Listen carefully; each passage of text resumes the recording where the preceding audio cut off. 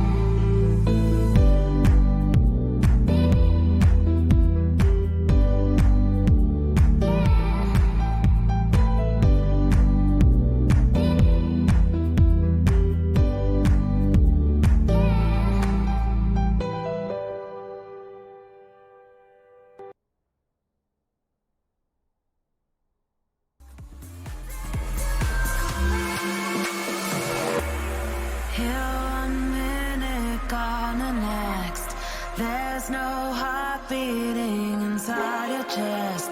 It's vanished into thin air, never to be seen again.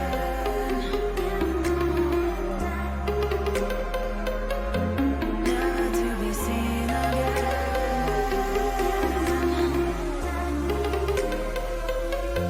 Never to be seen again. Never to be seen again.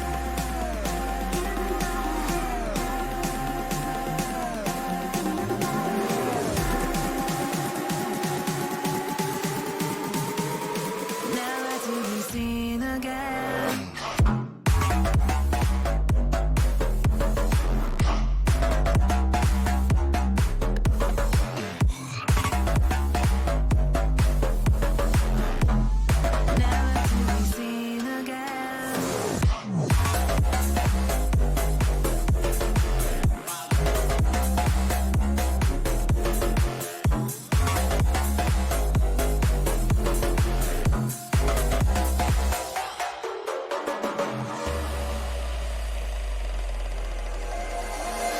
Lick my lips as you walk away.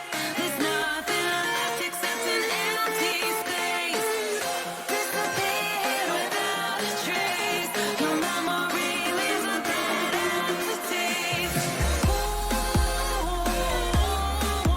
you're dead to me. You're dead to me. Ooh, you're dead to me. You're dead to me.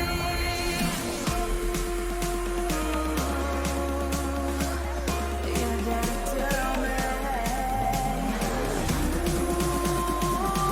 You're dead to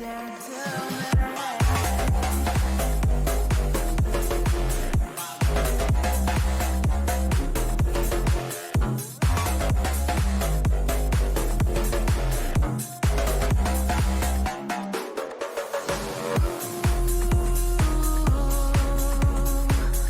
You're dead to me. You're dead to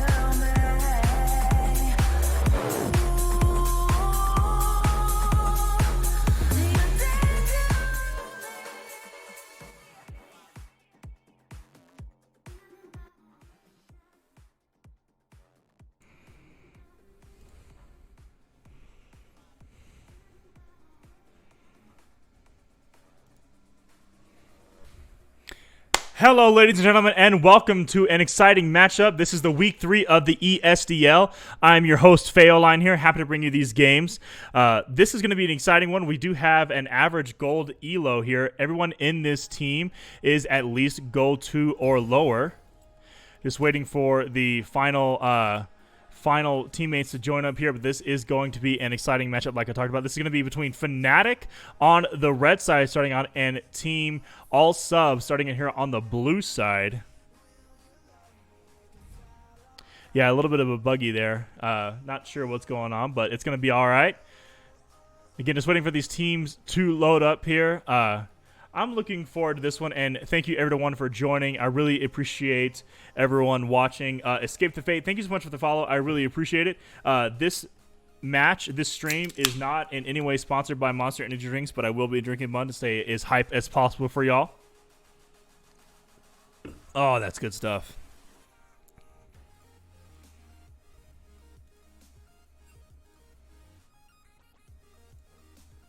Okay. So just waiting on 2 more players to load up here. Now, I've misspoken in the past couple casts. Unfortunately, we are actually still on patch 10.10. So, feels bad.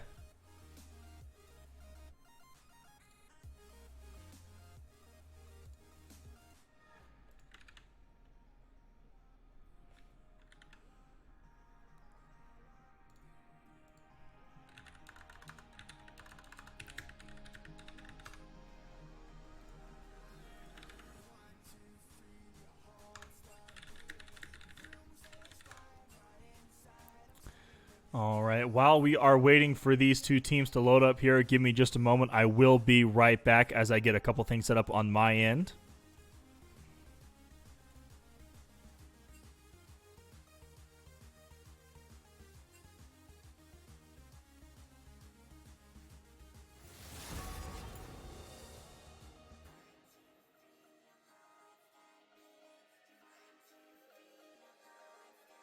Hey, never pick a fight you can't win.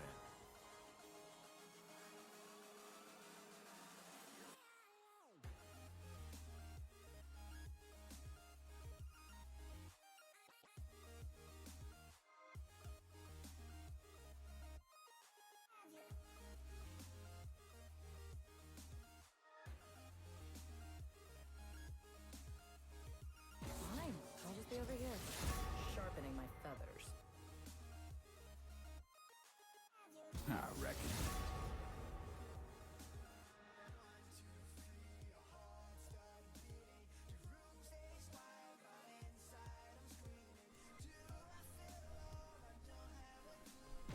All right, ladies and gentlemen, we are back. Just getting the game started up here.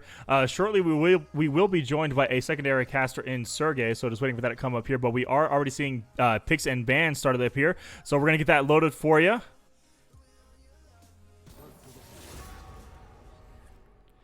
All right, now the picks and ban phase has started here. We are going to see Ornn, Twisted Fate, Set here banned from the side of all subs. Funatic has already banned out the Xayah and the Zac, as well as now the Shyvana, so the first pick will be coming in very shortly. It is interesting to see the Set ban coming out here because he is incredibly strong, can be played in 3 different roles effectively in the support role, the jungle, and the top lane, so good to be able to see that taken off the table here, trying to get a little bit more standardization here across these team fights and across this team selection. Interesting to see the Shyvana ban coming out. Probably going to be a targeted ban towards the junglers of all subs here. Research does play a huge role into these ESDL matchups. A lot of time, you are able to scout your opponent, I believe, at least a week in advance to be able to see what kind of champions they're working on, what kind of champions they currently have the highest win rate on, and hopefully build some kind of strategy around that, whether that's just straight up banning it or coming up with some kind of counter pick. We do see that coming into the game here.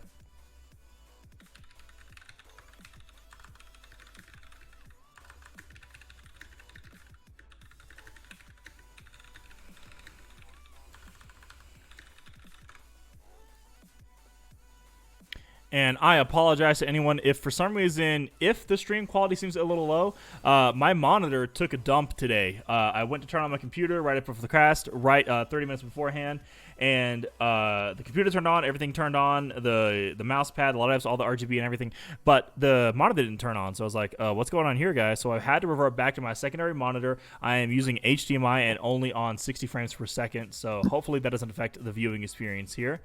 And it looks like we are now joined by our secondary caster here, Sergey. Am I saying that right?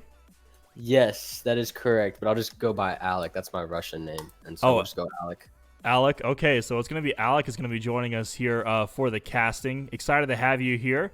Were you able to load up into the game and everything? I'm just signing on right now, so I'm Okay. going to get right in there. Excellent. If not, just let me know. I can still stream the game to the Discord. That way you can see everything going on live and whatnot. But it is exciting to have you here. This will be your first cast. Kind of a little bit of a back and forth trying to get the schedules lined up, but still excited to have you here today. Yeah, I'm really excited for this. And yeah, because I've done a lot of sports casting for college, but I've never done esports casting, so I'm extremely excited to see how that translates. Excellent. Yeah, I'm pretty sure it'll translate the same way. Just do your thing. I'm looking forward to having a lot of fun here tonight. Now, we already see Ezreal and Thresh picked up here for the side of Funatic. Ezreal is an absolute amazing pick. One of the most popular champions in the game, especially for the ADC role, and going to be going up against an Ashe here in the bottom lane, so we'll have to deal with a lot of kiting ability, but with the playmaking abilities of Thresh, it should be an even matchup here.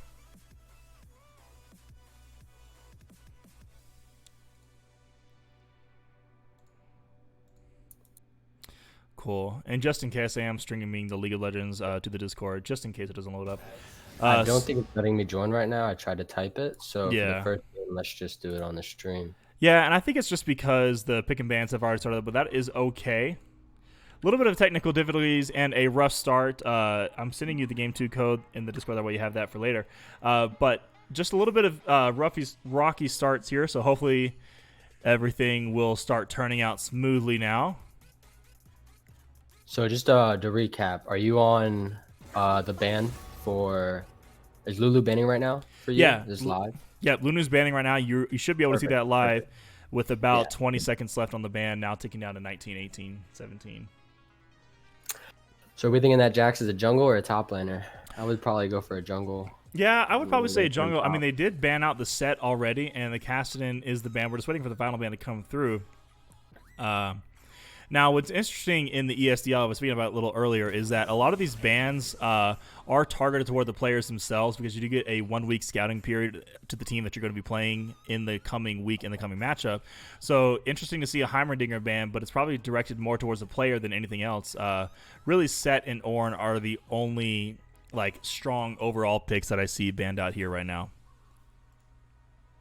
Yeah, I think Jax would be a good flex pick because I'm definitely thinking that Olaf is going to be a top laner.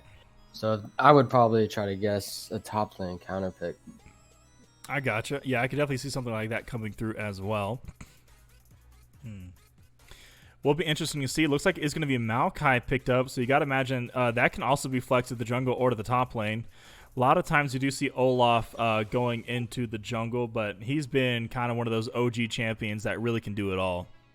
Yeah, it's a little outdated to do him top, but he definitely can. And he has a very good 1v1 potential against a lot of the top laners early, too. Absolutely. There was a point when he first came out where he was absolutely too strong, and he could outduel anybody in the entire game, no matter what time it was or how many items he had. He was just absolutely that strong, just with his kit alone.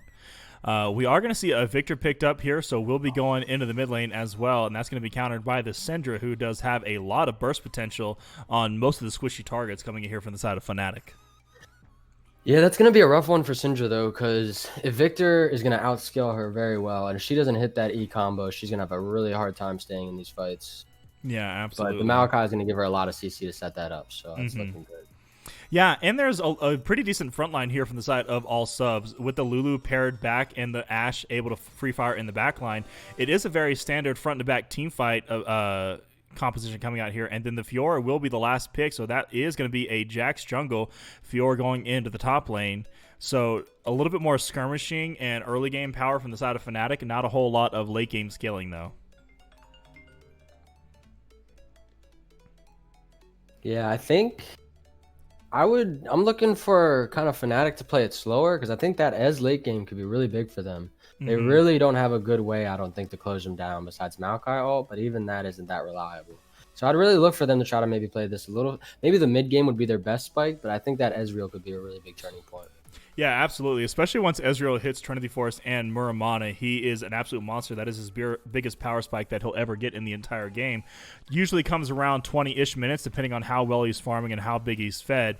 But once Ezreal hits that, he's going to be the strongest member in the entire game, at least for a little bit. I'm having a real hard time seeing how they put down the Ez in CC. Oh, yeah, So absolutely. It's going to be really cool to see how this Ez plays this. Yeah, absolutely, absolutely. Will be interesting to see how he's going to be able to stay safe. The Arcane Shift is on a long cooldown early game, but again, once you get that Trinity Force, it's pretty much whenever you need it up, as long as you're landing your Qs to be able to get that cooldown reduction. And Fiora here is a split-pushing monster, and the Jax as well, so if I can see them two getting fed in the early game, if possible, then they're going to be able to cause a lot of map pressure, so maybe we'll be able to pull apart the team composition of all subs here, not letting them get that standard front-to-back team fighting, where they are definitely stronger.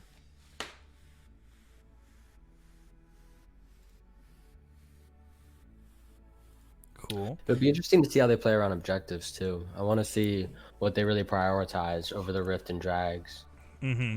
Yeah, Dragons and the early materials do play a lot of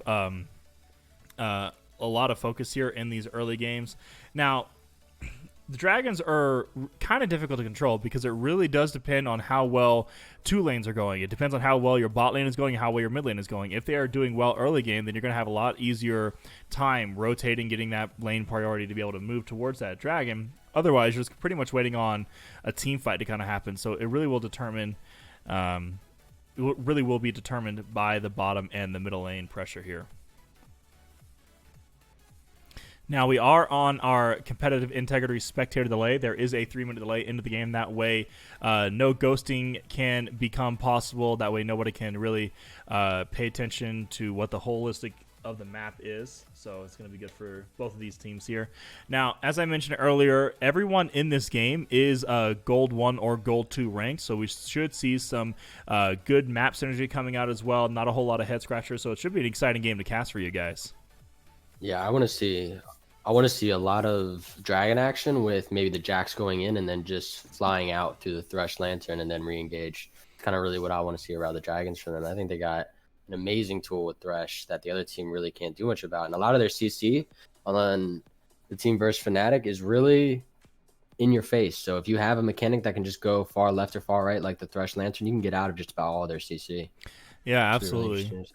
It's gonna be it's gonna be up to the Maokai though to be able to really get in the gauge with the team with the ultimate. So if the ultimate for the Maokai is down, I don't see all subs really able to get any kind of full engage. They might be able to get some kind of picks here with the Ashe Enchanted Crystal Arrow, but other than that, they're really gonna have to rely on the frontliners being really beefy boys up against all subs. Now, if they are able to turn the corner and get to late game, they should be able to carry it out and close it out pretty cleanly, I'd say.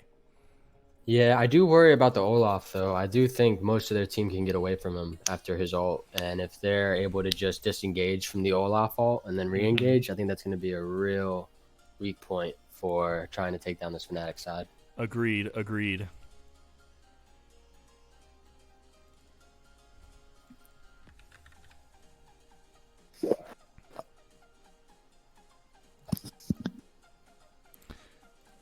All right. So you said your Russian name was Alec. So tell me a little bit about that. So I was born in Southeast Russia. Okay. And when I was younger, around 2 years old, I was adopted and brought to America. And it was around 1998, so America's still definitely feeling the repercussions of the Cold War. And it wasn't the best idea to have the name Sergey in America around 1998, 99. So they thought Alec would be a lot better.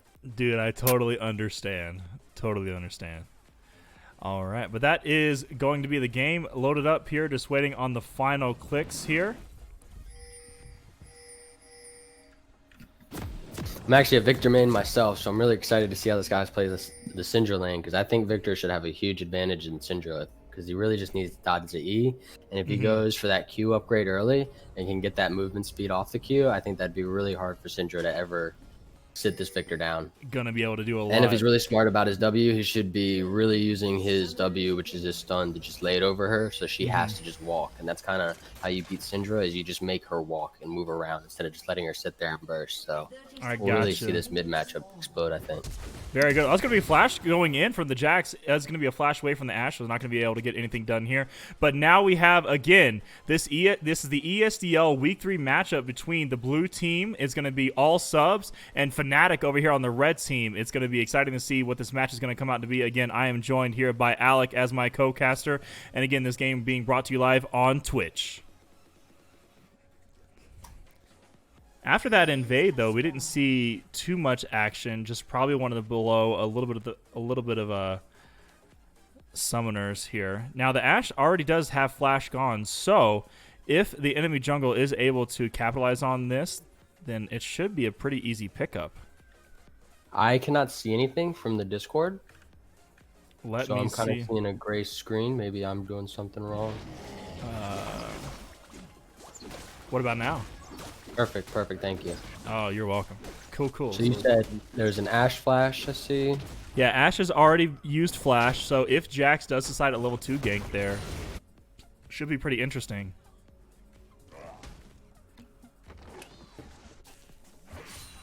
Victor not going phase rush. That's a bold move to not take phase rush on the Syndra, so we'll see how that plays out. But he's going to have a little more poke in lane, and that it's kind of going to fall off, though. It may not be the best rune choice for the later games, but we'll see. Yeah, it'll definitely be interesting to see what the holistic action is going to come out here, but that's already going to be a lot of early trading, so not picking up the phase rush is going to hinder the Syndra a little bit, and we can already see the fruition of that. Yeah, he's gonna have a really good time this early game, especially without her having her full combo. She really can't do too much damage with the Q or E by itself. And she did take Ignite though, so I will hope to see this Victor use that. Oh, but that's going to be We've Thresh engaged actually on landing the hook bot lane. onto the Ashe there. Ignite coming out, but that's a lot of return damage onto the Ezreal. They were able to get the right focus there, and Ashe really is aggressive in this lane with the approach velocity and the slows coming out from her auto attacks is going to be able to get a huge return damage, and that is advantage to all subs. Yeah, Fnatic really cannot engage on that Ashe because you can hook Ashe, but Lulu is right there to help her, and you're not going to burst her down. I would try to see if they can go for the Lulu, but it might just be a farm lane for now for us. I think he'll definitely do later in the late game, but we have a possible gank coming top. No vision from blue side, so we'll see if this Jax can get this off. Yours going in. Yeah, Fiora's going to go in, able to get a little bit of the parry going out. The stun is not going to connect, though, and Jax is just going to walk away.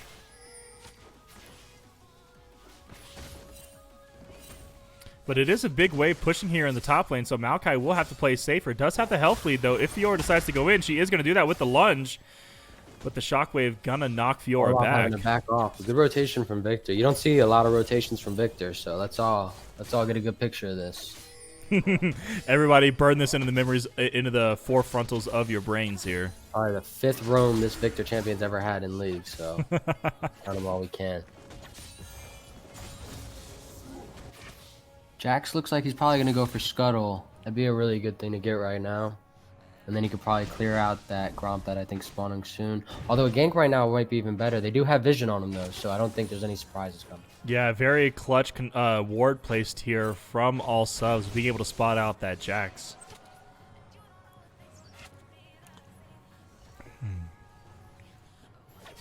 Now the wave is going to start pushing slowly back to Fiora, so she's going to have to play a little bit careful here because Maokai is able to heal up from these trades with his passive abilities because Fiora does have to use spells in order to go in, but this is going to be a gank over here on the bot lane. Jax is going to make us through, able to land the Counter-Strike. Heal is going to be used early onto the Ashe, but the Ignite does come down. That's going to be Ezra going in with the Exos Flies. Just one more auto will be able to do it, but no, Lula is going to be able to keep her bot laner safe here. Yeah, Ashe might owe an extra birthday present to Lulu for standing in front of her right there. That was beautiful by the support. I mean, that's just why you can't engage on the ADC when you have a Lulu. There's so much. That was a man up on them too, and there was really nothing from blue side there, and they still weren't able to kill the Ashe. That's kind of worrying about how this game might go if they can't get some of these early attacks. Yeah, absolutely. But Fiora does want to go in onto the Maokai here. Is he able to proc the Conqueror? Trying to get a little bit slow here, coming out from the parry. Just one more auto attack lunge. But that's going to be a flash away from the Maokai, and absolutely outplayed. That's going to be first blood over to Maokai here in the top lane. Well played, sir. Well played. Those early ganks are the worst idea. That tower damage early is unbelievable. If you're any health down, 2 shots and you're out, so you have to get in there and only take 1 shot, which is so hard to do because you have to flash out to not take the second aggro. And she still had flash, so questionable that she didn't flash and try to get rid of that aggro right away. But she held her TP, so she'll still have the ability to come down for drag, and they do have a TP advantage, so I'd like to see that get used, especially for drag. Yeah, absolutely. And look at Victor here, just constantly pushing in the Syndra. Is low on mana, though, so won't be able to keep this push-up going too much. But looks like just going to be able to get a safe back now. Are you able to toggle any of the golds right now? Let's take a look. I can... What does League Spectator Mode provide me? Objective timers, quests, score... Does it show me? I don't think it shows me the gold, unfortunately. It's just able to see the overall team gold. Yeah, I wanted to see if that Victor had gotten to his upgrade for his Hex Tech, but it looks like he's not, which is really bad for him because you do not want to back his Victor without getting your Hex Tech on that first back and getting that upgrade because his laning really doesn't come into play until after he gets that E upgrade. And even versus Syndra, he probably might want to go the Q. So Syndra, I would say, has an advantage if she can get a good buyback right here. Yeah, and you do want to make sure you get that upgraded item. But it looks like, was he able to get the first upgrade because it's MK1, or is that just the starting item right there? I think that's the starting item. Maybe. Oh, no, I think he might have upgraded it, actually. Yeah, he did get the upgrade because it does perfect. able to upgrade one of his abilities. So he was able to get that E upgrade. Because you do need that whenever you're going up against the Syndra, who will have the wave clear advantage without that empowered E. But Fiora still trying to stay here strong.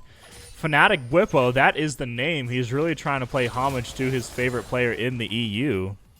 He should have just gone Ragnar top then. I don't know what this man's doing playing a conventional top. Yeah, it doesn't make any Blippo doesn't sense. actually know how to play top, so kind of disappointed I got an actual top if he's gonna go with Blippo. I mean, we could have gone Soraka with Sona still in the game. There's so many good options. Maybe even Karma. Oh, it's going to be a slow landing here from the Ashe, but is going to be able to lock up the Thresh. That's going to be Olaf going in, able to land the slows with the Axe. That's going to be a lot of damage going on to the Thresh. Flash away going to have to be used, getting the safety. Hook going to land, and heal is going to come out from the Ezreal to keep her laner alive. And then Fiora over here in the top lane, what are going on this Maokai, is running low on the health, but is able to get that lunge damage. Ultimate going to be used, but the Vitals are not going to be able to be procced. Also, so she has the prio in that fight. Good for Maokai to back off. Yeah, absolutely. Good awareness coming out. Syndra looking like she wants to go a little bit of a rotation here, but Victor is here. That's a lot of damage, but that's going to be the abilities coming out from the Syndra. Olaf using ultimate, wants to go in onto this. That's going to be flash forward ultimate use, and that's going to be Olaf picking up the kill here. And now we have Ezreal going in as well, dropping the Lulu very low. Ashe doing a lot of slow damage onto this Jax here, who is going very low. Ezreal going to have to use the Arcane Shift to get away to safety, and that looks like it's going to be a free dragon pickup here for the side of all subs. That's really good on Olaf right there because Syndra was I think Syndra was going to lose that battle, and for him to just say we're going to win this together, that's really smart. And the flash from Syndra on the ult, also very good timing because that Victor is very slippery if he can get that Q block off. So very good to burst him down right away after his full combo and his W being down. Absolutely, absolutely. There was a lot of action going on, but it looks like all subs is able to really have the calculated damage to barely win out in these team fights because they're not super stomps. It's just coming down to the bare wire.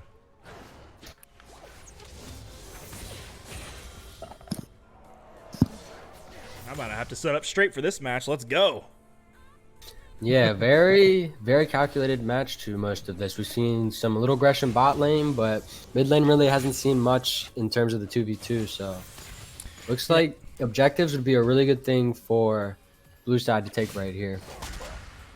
Yeah, and even though this Fiora died early, she still has a farm lead over the Maokai, about a full wave. So good on her to really trying to stay in this matchup using the IG skin. But she is going to go in, get knocked back from the Maokai shockwave there, landing a little bit of trade autos. But Maokai just doing a great job of absorbing this aggressive top laner.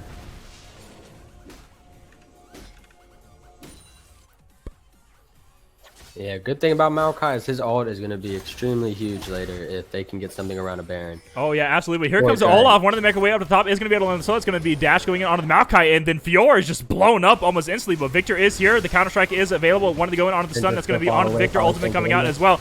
Olaf going to pop his ultimate, trying to chase down this Jax. Might be able to get the damage. Yes, is able to get a double kill. And turning around on the Victor, he has so much healing coming out from the Vista Strikes. That's going to be a triple kill with a reckless swing, picking that up there. Olaf coming up with these heads-up plays here.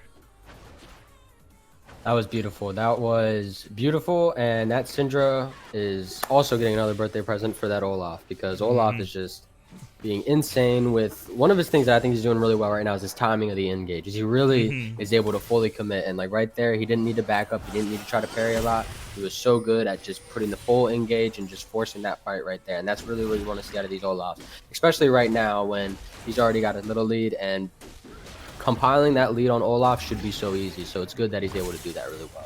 Yeah, absolutely. And he's going to be able to reap the benefits of his labor now being able to pick up this Rift Herald. It is falling pretty low. Jax should be unable to contest here with the Syndra, but does want to go in. Is able to land the Counter-Strike stun. That's a lot of damage going on, but Syndra going to push him away. That's going to be ultimate huge damage and just deletes Jax from the map only at level 9. Oh my gosh. Might want to sit back in your seat a little bit now. I think this game just got blown wide open. Yeah, I kind of think so, especially with how much damage the Olaf is going to be. There's going to be blue buff gifted over to the Syndra here as well. So we'll have a lot of sustainability against this Victor, who is now 2 deaths, still 10 CS up. But they're just unable to find these fights here in the early game, and they're supposed to be the early game team.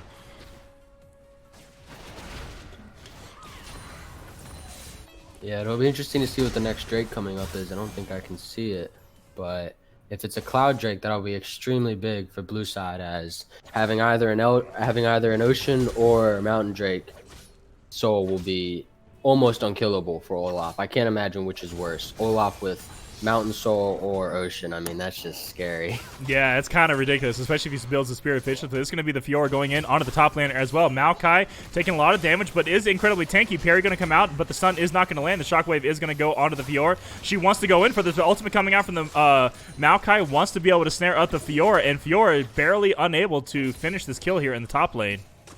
He's such Fiora, a beefy lucky boy. there. It looks like he was trying to ult her right under a tower, and I think she would have taken shots if she wasn't out of range. So a little unlucky from the Maokai, but all around good play to stay alive. And he's taken a lot of pressure and absorbed it extremely well. So I would give a lot of credit to this Maokai right now too. Yeah, he gets a birthday present as well, I'd say.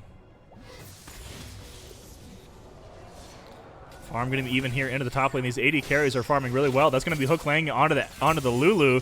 But little does the Ezreal know that Olaf is waiting there in the wings. That's going to be Rift Herald used, so they are going to try and get this bot lane tower down. When the rest of your side of the map is winning, like the top and the mid, then you want to put the pressure to the bot lane, really extend that lead. But that's going to be the Fiora going in here. The teleport was used by the Maokai, trying to get back onto the Fiora. She is going pretty low, but the lunges are available, but ultimate is available as well if the Fiora does want to continue this chase, but will be pressured off by the Maokai. It'll be interesting to see if Funatic let this next drag go, because I don't know how much they can contest, but if they do pick up the Olaf, looks like they'll get away though. Back to what I was saying, if they do contest this drag, this could be... Oh, flash away from the Fiora. Is he going to be able to get the kill? No, the parry does come out. Flash in place with the Maokai. That was a little bit of a misplay. And Fiora going to live by the luckiest skin of her teeth. Flash forward onto the Thresh. Heal is going to be used. And now Ignite is burning. And that will be Thresh falling down as well. Now Olaf has the engage to be able to go in. That's going to be ultimate popped as well. Not going to worry anything about the Victor Gravity Well there. That's going to be Jax trying to go in. Will fall sword to the Ignite there. And Olaf just coming up huge with the double kill, taking out Victor and Ezreal both in the same swing. Oh, no. The damage on his Q was insane. It was on that massive. last Q. That should have been illegal. That is not to walk through a Victor stun, not get phased, and just Q him for that should be illegal. That's foul play right there, man. That's foul play. I mean, what is that Victor gonna do? You put your W down, he ults through it, and just hits you with about a 300 Q. That is. I'd be upset too. Not And especially since I'm an 80 carry main, I see these 80 carries really focusing on the farm. Ezreal only has one death, is staying really well in the farm, has 106 at 14 minutes, so decent for a gold level player. But the rest of his team is just dying to this Olaf. 3 deaths onto the Jax, 3 deaths onto the Victor, and 2 onto the Fiora. So really unable to get anything done, unfortunately. You feel like you're just kind of walking around with a target on your back at this point. Yeah, it's really scary. Because also a lot of Fnatic's team has CC, and they use a lot of CC in their champ builds. So Olaf just doesn't care and is fed, and that is just scary. That is just so scary to see this man with the Lulu as well. I think one of the things that empowered the Q kill was he was also sprung up by Lulu, and so there's just no chance to kill him at that point. And we'll see a fight top here. We'll see how much Fiora wants to go in. That Maokai is getting tanky. That is 2 bars already. So almost a bar and a half on Fiora. So I don't see how this Fiora really kills him. Yeah, I don't see it, especially now finishing the Sunfire Cape is going to be able to do just passive damage while the Fiora is trying to engage. So great pickup and great build there. But that is going to be the Ashe trying to catch out the Thresh here. Is going to be able to land the hook. That's going to be Ezreal ultimate landing on it too. So that's going to be Lulu falling down, but Olaf is making his way over. That's going to be engaged. Enchanter Crystal Arrow is going to land onto the Jax, who is going to be slowed up permanently by this Ashe. Q is going to land from the Olaf, and that's going to be Jax jumping in the way, but the Ashe will pick up the kill, and double kill onto the Ashe. She's now starting to pop up. Teleport coming in. Fiora is here. How much is she going to be able to do? Wants to go onto the Lulu, trying to get that healing down, but that's going to be Olaf just turning the attention onto her, and she will die. Essence Flux will land onto the Ashe, but great volley coming out, able to take down the Ezreal. So that is 4 dead for 0. All subs really coming away with this game now, sitting at 14-1. Yeah, not sure how the Ashe got a triple kill, but that is amazing. That Olaf is feeding the family right now. That man is A+ jungling right now. Somehow this Ashe just got a triple kill. This man deserves a peace prize for that. Yeah, I'm going Maokai still to... pushing top 2. That's a huge tower gone for Fiora. She really cannot push out either. So this is going to be really rough for this Fiora trying to stay in CS vision of this Maokai now that he has so much room. Yeah, absolutely. And that Olaf's just scary any point in the map. If you're anywhere and you see that Olaf, everyone in their team has to run. So that's a big worry for any objective fight coming forward. I mean, I really don't see, unless they get a perfect setup, how they even fight for an objective right now, at least. Yeah, and especially since all subs is the better team fight composition as far as standard team fights front to back. They just had the advantage all around here, and there is not a single flash available on the side of Funatic. So that means that they basically cannot step forward to this Olaf whatsoever, or they will be perma-locked. And because Olaf is incredibly sticky with his axes, he's just able to stay on you 100%. Yeah, and Victor with no dashes can't run away. He's just about, if you see that man, you just run. Like, and see you Fiora later. possibly can get away. Ez looking all right. That's another scuttle. That's 3 objectives in a row. 2 rifts also, which is extremely bad for this Fnatic side because they've already lost both their tier 1s. So this rift can only hit a tier 2. Victor getting hit with the Ash ult. All teams engaging, but Threat with a hook from behind the wall brings him out of that vision. Now, lane priority mid does go to blue side, and they will probably use that rift right away. There they go. Yeah, Ritter are going to be dropped here. There's going to be Ezreal ultimate coming down. Is going to drop the Cinder pretty low, but that should mean that the tier 2 mid lane will fall. But the rest of Fnatic is here. How much are they going to be able to dissuade this power dive from going any further? Fiora wants to go in, is able to land the stun using the parry, but that's going to be instantly blown up here. Ashe picking up the kill, and then the turret does fall. So this is now a 5v4. But the wave clear from Victor should be able to push off this engage. Yeah, Fnatic's basically going to try to wait 45 minutes, hopefully, before they fight again, because I don't see how anything is going to go right with them. I mean, 15-1, they're down about 9,000 gold. They really, I don't even want to say it, but they need to 5-man the Olaf's red and try to kill him, because that is just something that isn't going to go away. And with that 700 gold bounty, it's going to be really hard to even get that bounty. Killing Olaf's going to be an extremely hard task. Yeah, especially with the the Lulu there, Lulu. the Ashe there, the Maokai for CC. He's nearing unkillable. Yeah. So, It's actually kind of scary. And look, he's already got the pieces of the Spirit Visage. That is the Spectre's Cowl, so he will be getting that Spirit Visage as well, getting more magic damage, so the Victor won't be able to do anything but tickle the Olaf. and this Maokai is just tanky beyond belief. And so who do you kill? You're going to hopefully kill the Syndra, but she is not even scary compared to this team. So Lulu's just going to save someone, and they're going to live probably no matter what. So Lulu's kind of going in this next fight. All right, like, who wants to live? I'll let you live. And So we'll see then, with that being said, what is Fnatic's mental here? What do you think they need to do in order to reset? Because it sounds like they have almost like a 1% chance of winning this game. What do you think they need to do to be able to take away from this game to come back with a strong appearance in game 2? I think that they should start researching champs and get ready for the next draft. This is going to be really hard to get by. The next soul is coming up. This is such a fast soul too. So whatever their problem is right now, that's minimal compared to when this elder soul pops up at just about 30 minutes. So that is, the elder soul is just beyond, that's going to be game over. So they're going to really need to hopefully get a Baron. I would try to get a Baron for soul, but I think that if blue side can really do this, they should probably go for Baron right now, I'd say, and really just kind of solidify it. It is more of a 50-50, but Olaf being very ahead, there's a good chance you could burst that Jax, turn off of the Baron, and then go right back and get a free Baron. So we'll see what they do, though. They could definitely play this slow, wait out the soul. So we'll see. And might not even need to, because since the Olaf has a 2-level difference, his smite will do more damage. So if he's able to time it properly, then wouldn't even have to worry about the Jax going in, just getting the timing down. Now, if you are a fan of this team, All Subs, who is absolutely destroying Funatic here in Game 1, let me hear you pop off in the chat with some cheers. This team is absolutely putting on a great showing for y'all. That's going to be Olaf going in onto the Fiora. Flash Wave going to be used, but Flash engaged further, and that will be Tower Dive coming through. But the hook is going to land on the Olaf, but his ultimate is still available, so he's not going to have anything to do with that whatsoever. Good CS, though. I would say if they could take one positive is that it does look like they are able to CS well in the mid and top lanes. And if in the next draft they maybe take it a little slower, that could be something that they use. But right now, like, this Baron's just going to go down so quickly with Olaf, Ashe, and the Maokai ult still hasn't been used yet. So we'll see when that gets used. I'm assuming right around 2,000. Yeah, So we'll see. absolutely. A little early right now. Oh, there it comes in. Ezreal ult is going to come through, but that is going to be the Maokai going in onto the Victor, who is very low, but is going to be able to get the Q shield to be able to stay alive. But that's going to be a Baron going over to All Subs. They did it so fast, and it's only sub 22 minutes. That shows you how far ahead they are in this game. Yeah, 10,000 gold lead will do that to you. Yeah, that'll do it. That was extremely quick Baron for 21 minutes. That is insane of a Baron take. And then really, they don't even have what I consider a great Baron taking comp. I mean, three of Right. them are auto attacking the Baron most of the time. So really good that they can get this early lead. And I mean, they should. I would try to push out bot and top lane right now, not worry as much about mid, and then just take the soul for free. And either, I mean, they really need to evaluate after the soul if they can end it or wait for the elder. But I think they could probably take it right after the soul. So I would just push out the lanes for now. Yeah, absolutely. And No real objective on the map.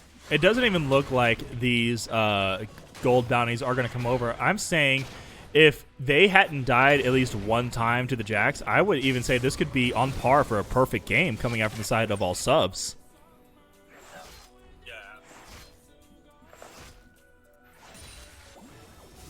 The Olaf is going to be a huge concern in the next draft phase. They need to really make sure that the jungle. Oh, the doesn't do Jax is this going to go in. He's able to land the counter strike. That is a lot of damage from Lulu. Going to be able to use the ult to get her saved. That's going to be Ignite coming through, and then Ashe is following up with the basic attacks to be able to slow it down.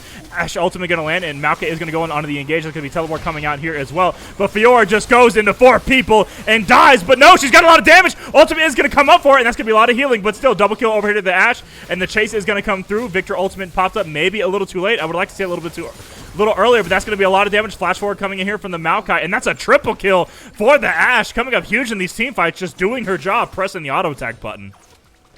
She has gotten the nicest 7 kills I've ever seen. I mean, that's an ADC's dreamland to get the first 3 kills gifted from Olaf to now get that. She is so much of a force, and it's a utility force, which helps Olaf out so much because this team really doesn't need that much extra damage outside of Olaf and what he can do from the Lulu. So their comp is just so well built to really emphasize on the Olaf, and through the early engages and the early ganks, they really got to do that well. Just a really good execution of what their team comp really looks like set up to do.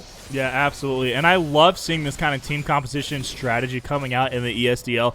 It shows you that there are teams here that are 100% serious on getting better. It shows you they are focused on improvement, that they really want to be able to learn this game because they have streams higher than this league. They even want to possibly get up to challenger rank, even get drafted into the LCS, maybe play on some academy teams. But you can see that the drive is here and that they are really putting all the effort that they can into this game. Yeah, I just happened to check the stream, and I see you got a Team Liquid hat on right there. Yes, yes. Man, So I was gonna say, I think it looks just as good as the Team Liquid hat I'm wearing right now. That's funny. Hey! So the thing about me and Team Liquid is I'm an AD carry, so I was a Team Liquid fan because Doublelift was on Team Liquid. So I've been CLG, TSM, now we're Team Liquid, now we're back to TSM. The TSM hat is in the mail. As soon as it comes in, then this hat will be respectfully retired because Team Liquid did still win 4 back-to-back champions. No hard feelings there whatsoever, but I got to go with my boy here, you know? Yeah, I definitely got into Team Liquid because of Doublelift. I think I would say the reason I stayed is Core JJ.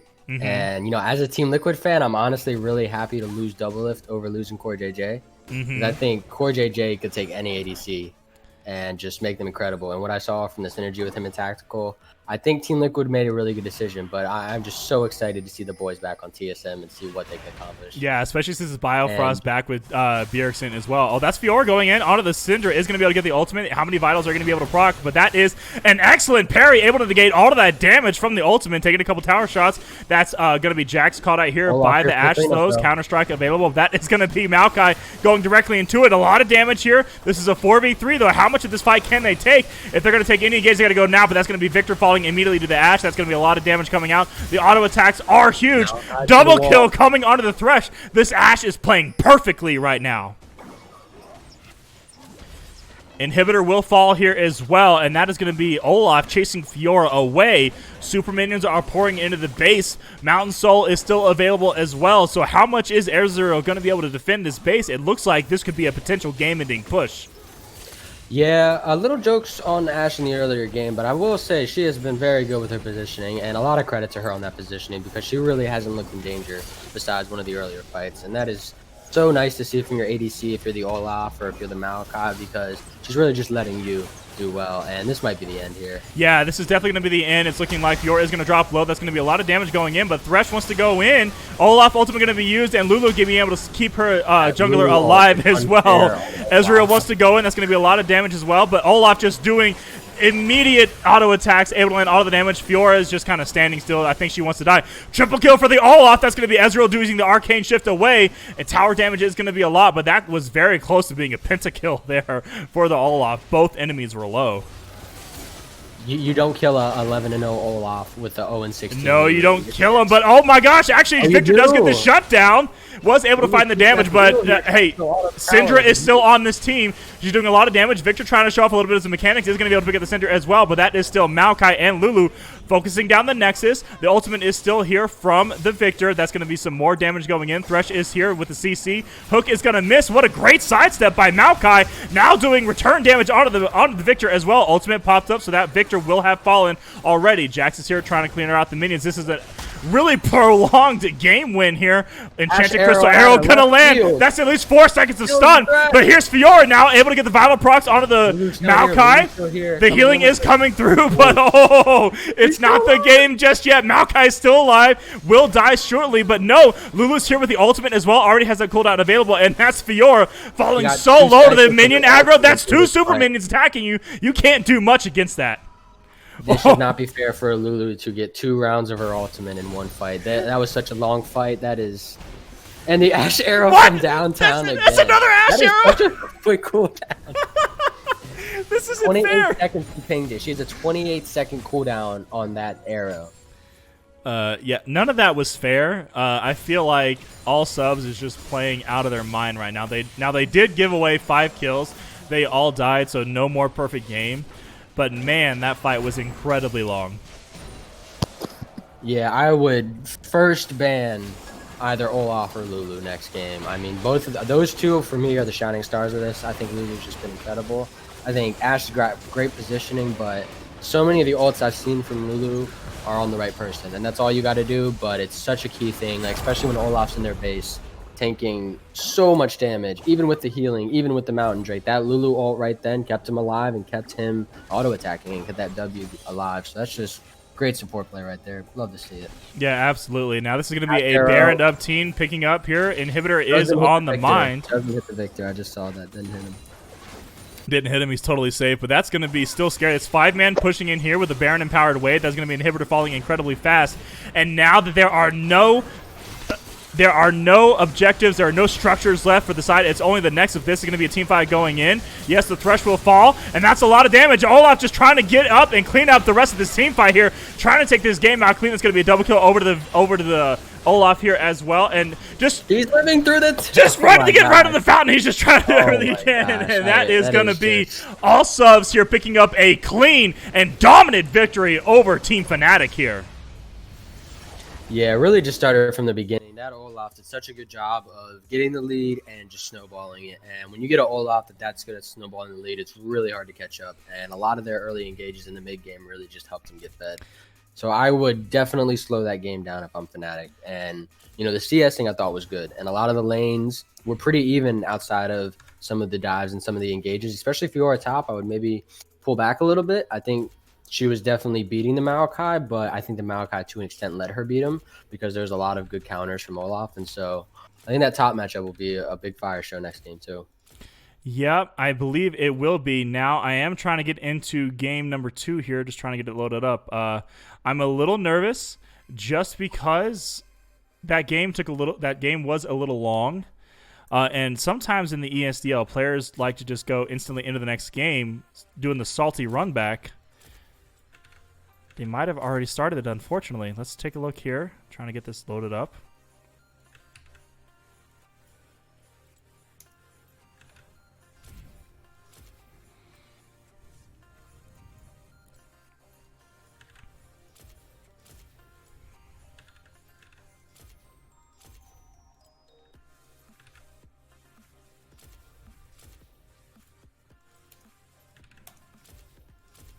Yeah, I'm having trouble getting in. Because there should be a second code here. There is a second code. Oh, yeah, I gave you the second one. I wonder if I mean, this is so unfortunate because that was such an amazing game. It probably would have been another stomp from all subs here. Yeah, it looks like the game has already started, and we are going to be unable to get into that to start spectating. So, I'm incredibly sad to inform everybody that is watching that looks like that's going to be it for today's stream because we can't get into the game. We can't get in. I saw on Twitch that he said that the game hadn't started yet from the Victor.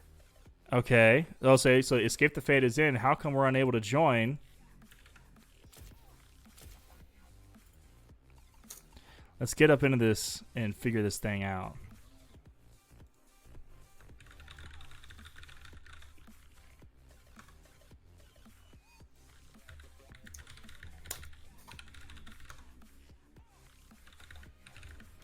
Let's see.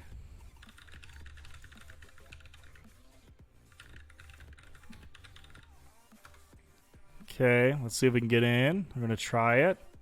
How clean is this? Okay, now we're in. Hey, we made it, boys. This is not the end of the stream. I've been trolled. Now we're back in it, boys. Let's go. We're in. I'm alive. I couldn't get in. Did you enter that same code? Yeah, I entered the same code. I wonder if it's because the entire lobby is full already. Oh, I'm here. I'm here. Word. Here we Hey! go. Let's go. Awesome, awesome, awesome.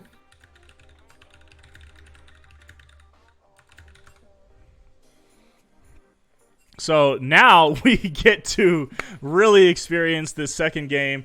I trolled everyone a little bit might have pre-saying that this is going to be unfortunate, but hey, we're able to make it back now, boys. We're in it.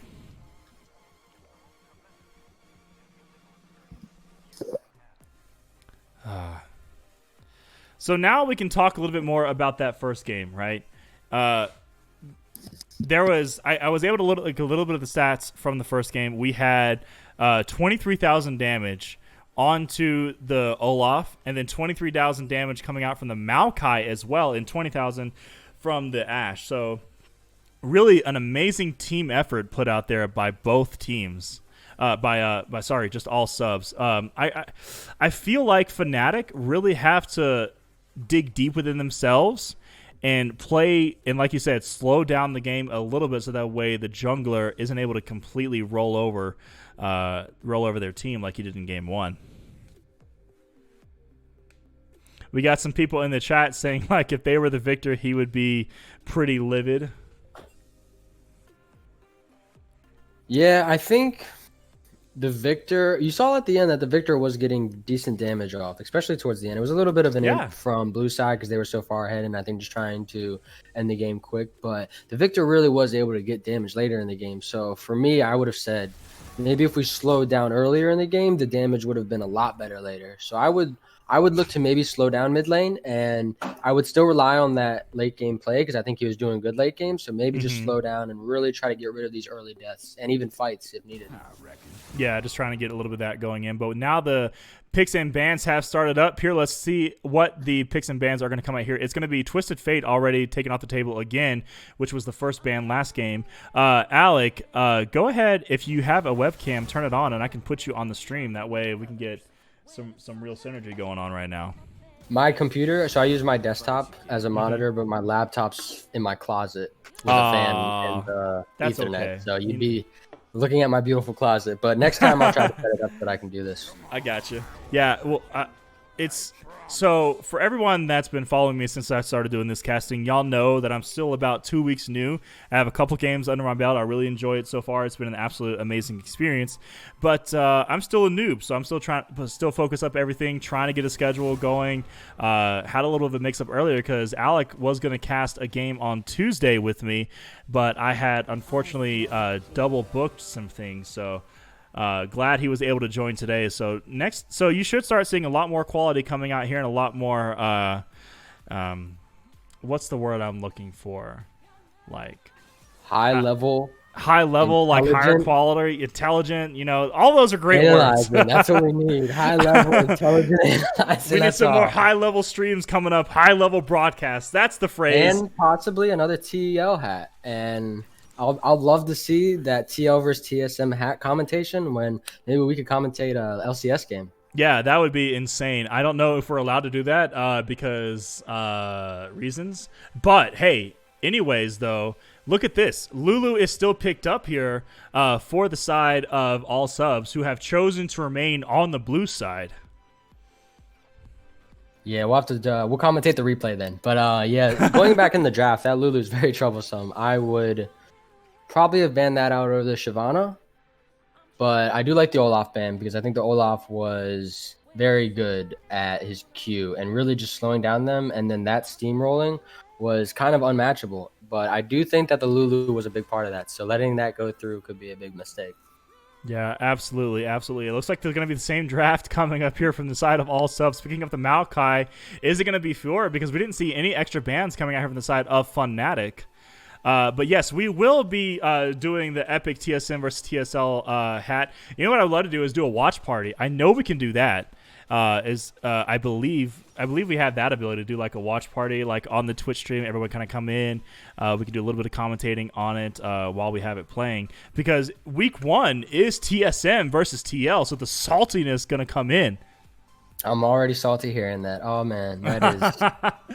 Oh man! All right, I gotta hit up tactical and make sure. I gotta hit up tactical. I gotta hit up Core JJ and make sure they're out there.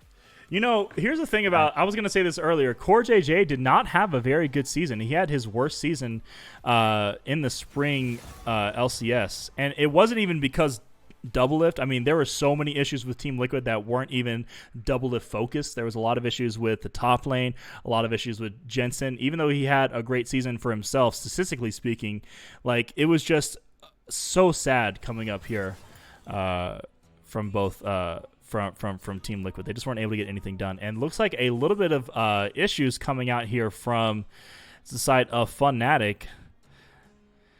Gonna get the draft restarted, but they will have to go with the same picks and bans.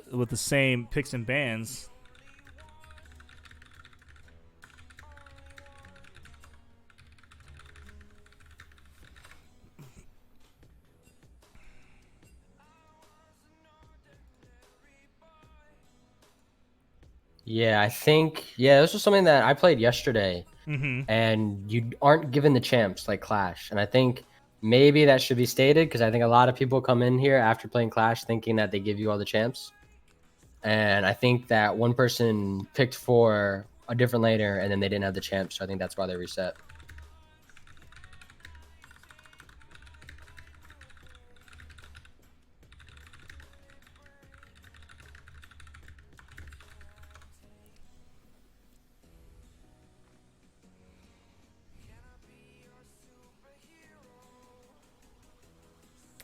Looks like the sub was top lane potentially, but I'm not really sure.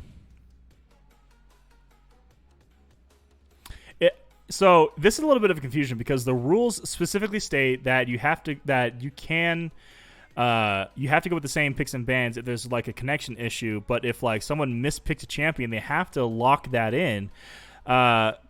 But I'm not a referee. I'm just a good-looking caster wearing a Team Liquid hat that will be soon, retired. On Donated my to the shelf. other caster. What'd you say?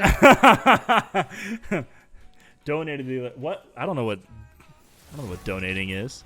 Okay, so TSM fan, you don't donate, you just take it.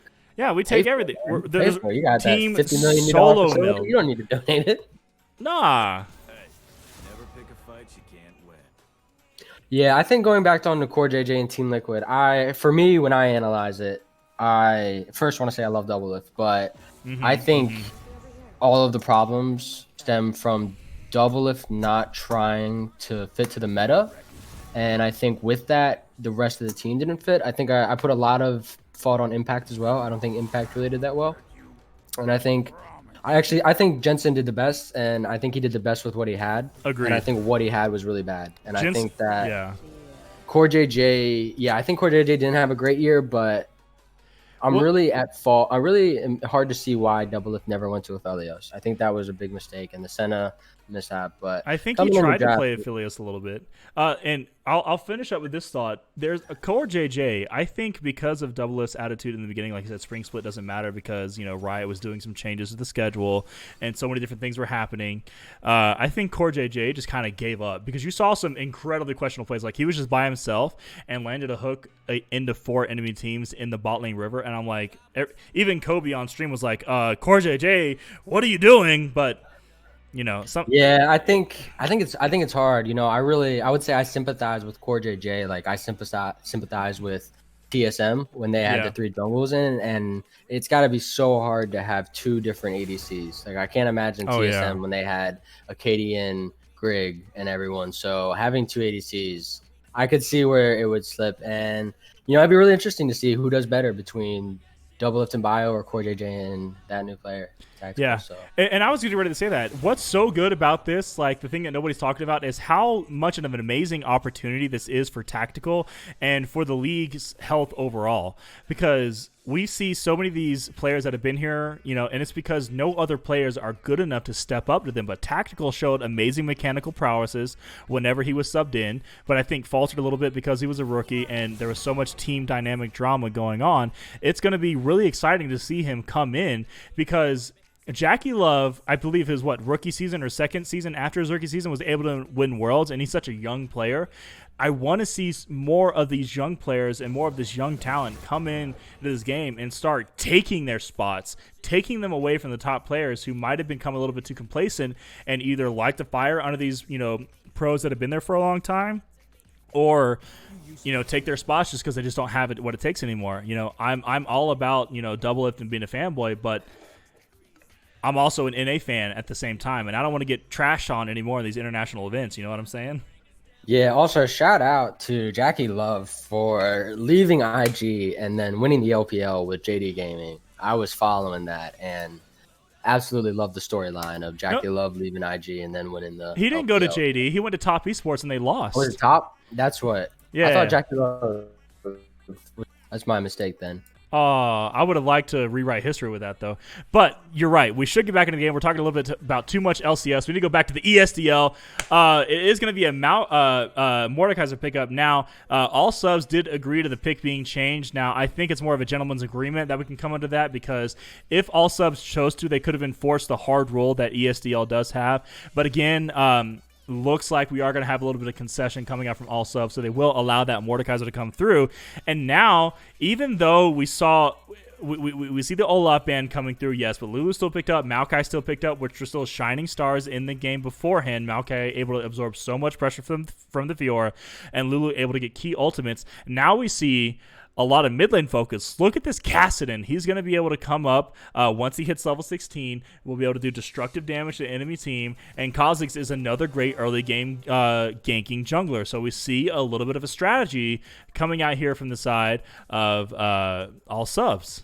I'm really surprised that Funatic didn't go with Nocturne mid lane. I thought this would be a perfect Nocturne game. 1 into the cast, and 2 into an incredibly squishy lineup. And another thing I would think is that Nocturne would blow up Lulu. And so I would have maybe gone for the Nocturne, but I think Orianna is great. And I think with the Amumu ult and possibly the Janna and Caitlyn, I think a lot of that CC could also help Caitlyn with the traps. And then I think Mord into Cass in terms of the late game team fights, if Mord's able to alt Cass out of those fights, I really would favor this Fnatic team in a fight. So it'll be really interesting to see if that Mord ult does affect the Cass or if they're able to work around that.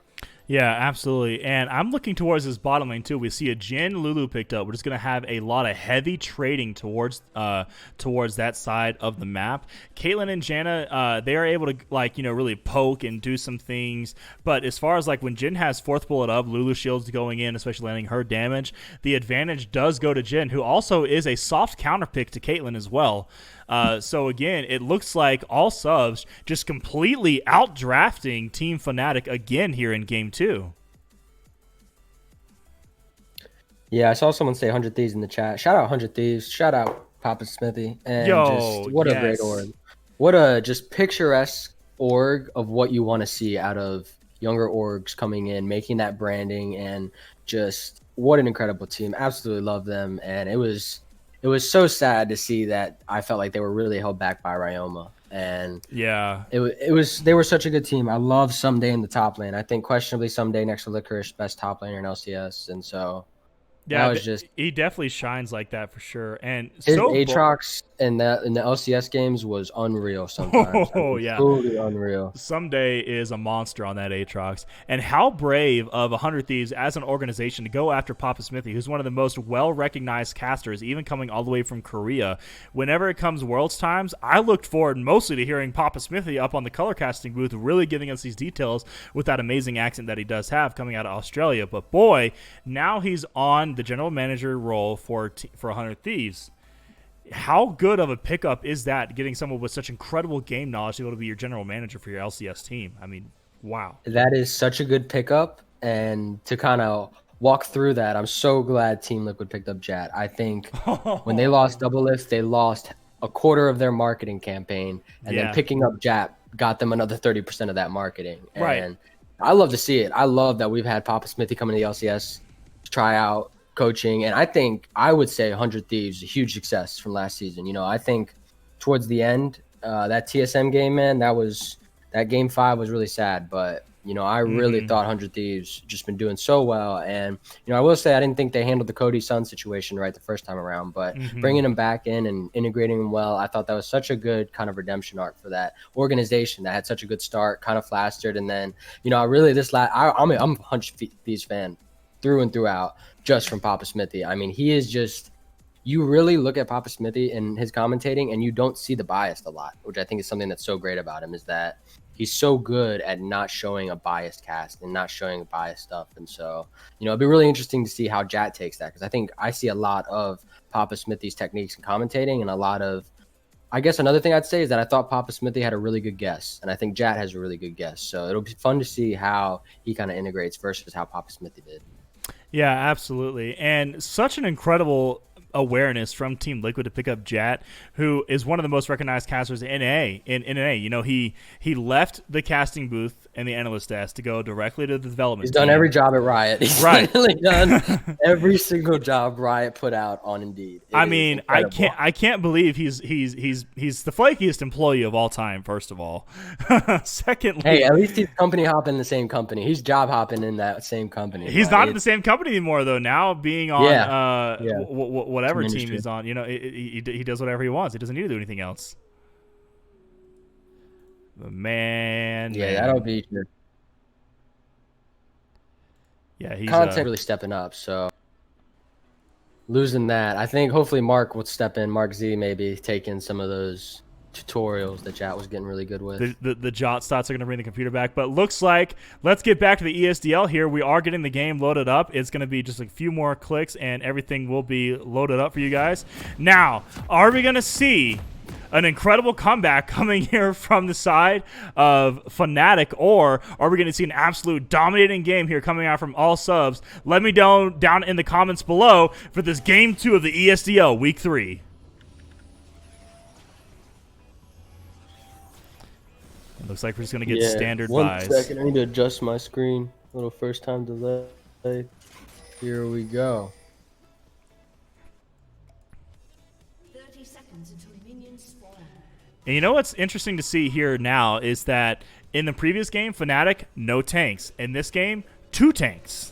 So they have made adjustments, and I love to see strategy and awareness coming out from these teams. Whenever they get stomped, they have made an adjustment instead of going with the same thing, because a lot of these lower elo games, you don't see any tanks whatsoever. You just see whoever gets the most lucky kills, and it kind of just goes from there. But man, adjustments, strategy, awareness, fantastic coming out here from the side of Fnatic. Really well done. Really well done.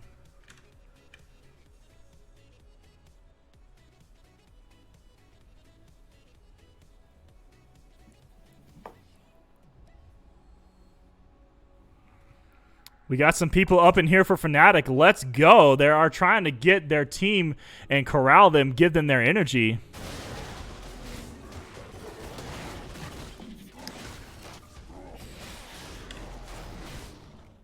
Kha'Zix's an interesting pick jungle here. I want to see if he actually plays aggressive with Kha'Zix, because I think if he sits back with Kha'Zix, that's probably not the best pick. So I'm expecting aggression out of that jungle based on his last game too. So I think that could be really exciting to see. Absolutely, and especially once he hits 6, able to get the first evolve. I mean, it's going to be absolutely some bonkers things coming out. But Kassadin, a great pick into the Orianna, getting that magic damage shield, so we're going to have a lot of pressure into this lane. And again, we see the top lane just kind of fighting back and forth. This Whippo really trying to go aggressive, but is falling dangerously low to this Maokai, able to land a little bit of the trading, but that's going to be fighting in a wave, so you do lose the advantage, but does get level 2. Oh my goodness.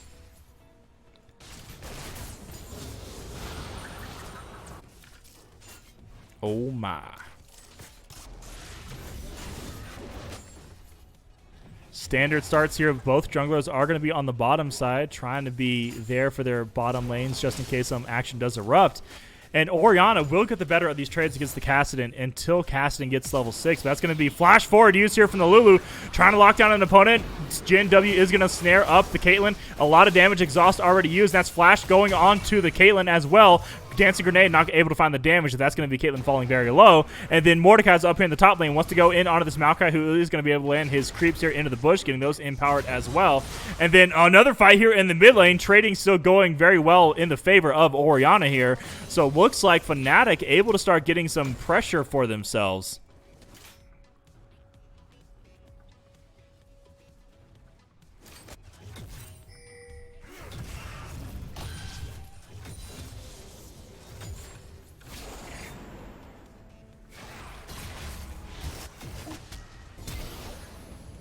Okay, Amumu might be caught out a little bit, but is going to get away from the Jin snare there. Just trying to get a little bit of poking going down, as they say.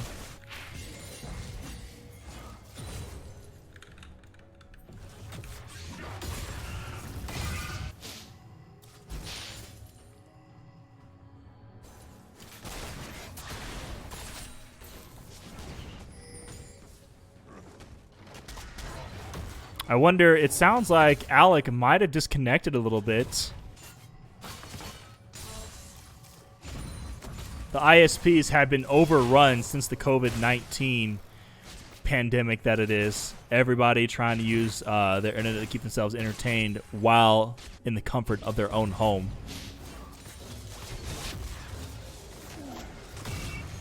Looks like Kha'Zix is trying to make his way up to the top lane. That is going to be Maokai going in onto the Mordekaiser, landing a little bit of his abilities, able to lock him up down a little bit. But that is going to be Kha'Zix going in as well. Has a lot of damage, but is going to miss his ability, so will not be able to find the damage. And Mordekaiser will get himself to safety now with the help of his jungler in Amumu.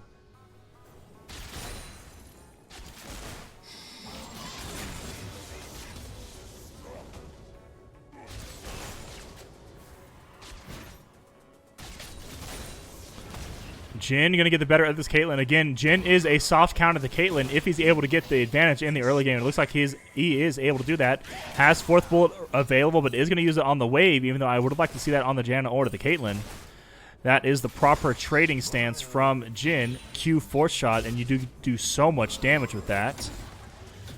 Mordekaiser is staying incredibly aggressive into this Maokai. Again, he is a very aggressive player. It's going to be net used onto the Caitlyn, so great trading done there. But the Lulu shield is going to be able to soak up all of that damage. So will get away just fine.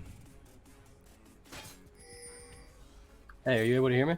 Yeah, we can hear you now. He's back. Awesome. Ladies and gentlemen, Alec has returned to the stream. Welcome him back after those technical difficulties. Let's go in the chat. Yeah, TSM heard too many TL comments, so they didn't want me commentating this game. But we're back they use the power of their wallets to get you banned. I see, but that is going to be Jen. Want to go in on this? Jen is going to be able to land the snare, but I would like to see a focus towards the ADC. Is going to be the Caitlyn Net coming out as well, and that will dissuade that. But 4-shot is available for the Jin.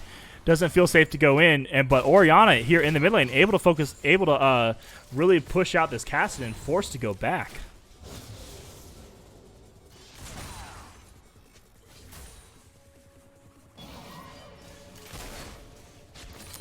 Okay, yeah, now this is a much slower game, and so this might favor Funatic, but we're coming in for the 3-man right here. Yeah, the 3-man Amumu is going to go in, is going to be able to land the bandage onto the Jin. Flash we're going to use heal as well. That is going to be going in, but Jin walks onto a trap, unfortunately, and first blood going over to Amumu here into the bot lane. Lulu surely will fall without any mana to be able to use any kind of abilities, but Caitlyn does have to be safe. His shield is going to keep her alive, and they are trying to get this kill over to the Caitlyn. Looks like they are able to do that. So Senior Snoopy on this Caitlyn, able to get some form done. So Funatic showing signs of life here in game 2. Yeah, it seems like this same exact play happened last game, but they had an Olaf charging it from behind. So Fnatic doing really well to stay aggressive and not really seeing that mental shake that a first loss can have. So good to see, and really gives a lot of hope for the rest of this game. Absolutely. Now, we have been asked in the chat who the MVP is. I would say for last game, hands down the Olaf, 100%. This game is still too early to decide an MVP, but Alec, give me your vote for last game. I gotta, I got a soft spot for supports. Shout out Core JJ. Shout out all supports. I gotta say the Lulu. I gotta say those Lulu ults, amazing. And I think Lulu ults were amazing, but the Kha'Zix is making his way over here to the top lane. Wants to go in onto this Mordekaiser, who is going to use his ability, but the full shield is available, so does have the ultimate. Is trying to get the kills onto the Kha'Zix, forcing a 1v1 there, and that's going to be huge damage. So yes, able to get the 2v1. Maokai ultimate coming out is going to be able to snare up the Mordekaiser, and that will be a kill. Flash away used. Probably should have saved that for the next fight. He was going to go down no matter what. Yeah, kind of sad to see the flash right there, because that would have been huge later on, but good signs out of this top lane. We kind of saw in the last game that top lane was looking a little topside heavy for Fiora if it was just a one-on-one, but yeah, good to see that the Mordekaiser can take the 2-on-1 ganks. If Mordekaiser could have done that, if she could have had Mordekaiser last game instead of Fiora, maybe top lane would have gone different, but here we go, Ori poking on the Kassadin. Oh yeah, that's going to be the shockwave used on herself. herself. Ignite going to come down as well. Kassadin, are you going to be able to find the damage? Yes, you are. Barely living. How much health was that? Oh my goodness, there's got to be at least 1 or 2. Yes, just living with 10 health only. Oh my gosh. What a fight right there, and really tilted by the Ignite, really tilting to the Kassadin side right there for the Ignite, a great Ignite, and Ori maybe should have backed off knowing the Kassadin had the Ignite there, but I mean anyone's game, so well played to both mid laners, and the game of inches right there, but we might have another gank coming bot side, no Olaf and no Kha'Zix to come and save the bot lane. So yeah, but the bandit is available. Looks like the Lulu is going to be slowed up here by the Janna, able to get the abilities there. But that's going to be flash forward using ultimate. Tornado coming through as well, but traps are not going to land. Lulu is very low. That will be enough damage, and yes, Caitlyn able to pick up the double kill with the ultimate onto the Lulu. Now we got another fight going here in the top lane. Mordekaiser want to go in, getting some trading, but well played here. Amumu now stepping up for his team, Funatic. Yeah, real shout out to Amumu. I want to shout him out right there for holding the Q until they flashed. Absolutely beautiful to see that Q right after the flash. Absolutely beautiful, Amumu. It's called the poker trade, where they're holding it and they're waiting for the enemy to make a mistake to be able to go in. Yeah, and if he Qs right away and she flashes, they don't get those kills. So good job, Amumu. Good job getting the drag. And it looks like we might have a tale of 2 jungles in these 2 games, so we will see. A tale of 2 jungles. I'd love to see it. Mordekaiser wanted to get on to this Maokai, who is going to be able to use the snare, but is going to drop his abilities. Still walling very low. The ultimate just now coming up for Funatic Whippo here, who, by the way, is not the real Whippo, just a fanboy, because he's playing Mordekaiser, so he can't be doing Whippo. really well there. With the extra minion aggro and Maokai's taking this, Mord really couldn't out-trade him. He should have killed the minions first before trading, but this Maokai doing really well on pressure absorption, so kind of unfortunate because it does look like this Bippo has been really good on this Mordekaiser so far. Yeah, absolutely able to do some well things here. Maokai is just a very comfortable champion for this player, it seems like. What is his name? Crackers? Okay. I see what you're doing there. I see what you're doing. It's a French version of cracker. Don't worry. Oh, crackers. Okay, I got you. But yeah, he's looking really comfortable on this champion, knowing his limits, knowing how much absorption he's able to take. But that is going to be Mordekaiser wanting to go in. Does only have half health, but Kassadin might be caught out here a little bit. Amumu is barely going to miss the bandage, so Kassadin should be able to get away with the infinite rift walks that he does have available to him. Oh, might be playing a little bit of a gank here. Kha'Zix is waiting the wings on a control ward now. Really questionable if they would have gone in, given that I think Amumu had ult. So good that they didn't overcommit to that. Absolutely. Kassadin, no fear right now against that Orianna. That is bold moves eing in. Yeah, bold moves, but Orianna doesn't have any mana, so felt confident able to go in for that last bit of minion wave clear. And look at this Jhin here in the bottom lane, able to be up about 12 CS against the Caitlyn. Still has died twice, but still, even though the Amumu has come in with the massive pressure, he's still able to get the wave pushing. So I would like to see maybe a little more cautious play, maybe Kha'Zix starting to focus towards this bot lane with this Jhin, who clearly knows how to play this champion. Yeah, we're seeing a much slower game. I mean, I think by now they were just about getting ready for the second drag, so it'll be interesting to see if it's really a slower game or if Fnatic really just overly aggressive on these drags. I think it'd be good for them to try to just keep forcing the drags right now, especially. So we'll see if they take that route. But he is right there for Rift. Kha'Zix is top, though, but I think a 2v2 would favor the top side of Fnatic.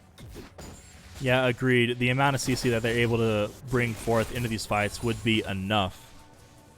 Yeah, I don't want to call it too early, but I'm not sure about the Kha'Zix pick, given that he's going to have to scale into this Amumu, and I don't see how you surprise them with that Amumu ult, because you'll just get stunned and killed. So we'll see, though.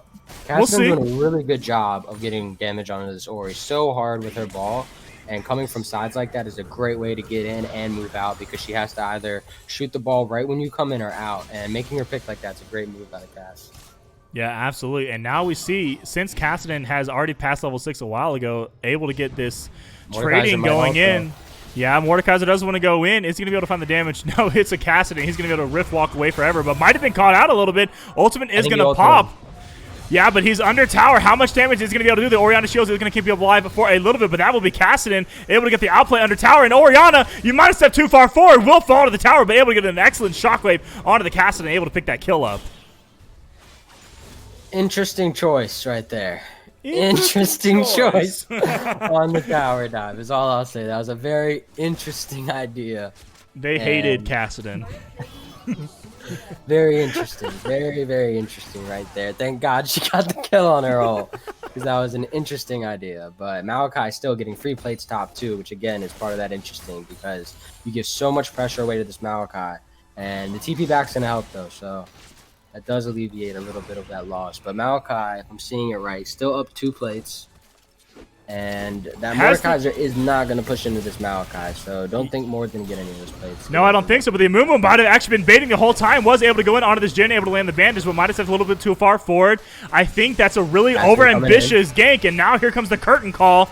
Jenna is going to be able to keep her teammates alive, but here comes Kassadin, trying to clean up some of the damage. Yeah, he's just going to back away. Kassadin can't go in on that Janna. Janna actually really good for Kassadin. Kind of didn't think about that, but it's going to be really hard for Kassadin to jump in later game with Amumu and Janna. So very smart late game picks here from them. Yeah, absolutely. Because you just can't burst the ADC with the Janna. And no. Kassadin, he's stepping over a war cake coming in. He needs to walk straight back to lane. Don't fight the Ori. Don't fight the Ori, but he's going to call out here for the shockwave. That's going to be Caitlyn ultimate locking down the Kassadin. Did they pick a counter into Kassadin, even though Kassadin was one of the last picks of the game? Is that what I'm seeing? I think it was an interesting move to go back after that Ori, because I do feel like the Kassadin would have gotten away if he would have just ran back to lane. But with that, another drag over to the side of Funatic, and it looks like we're getting a Cloud Soul. So a little bit of relief for blue side there, because it would have been really bad to get anything except for the Cloud Soul, given that it does look like Funatic will be able to control this map pressure throughout the next drag fights. Yeah, if I was a part of all subs, I would have been very scared to see a Ocean Dragon come out here for the side of Funatic. But now, here's what's so interesting. Funatic got stomped. I mean, there's no question whatsoever that they got absolutely stomped by all subs in the previous game 1. But now, they're showing so much signs of life, and they're actually up 1,000 gold in this game.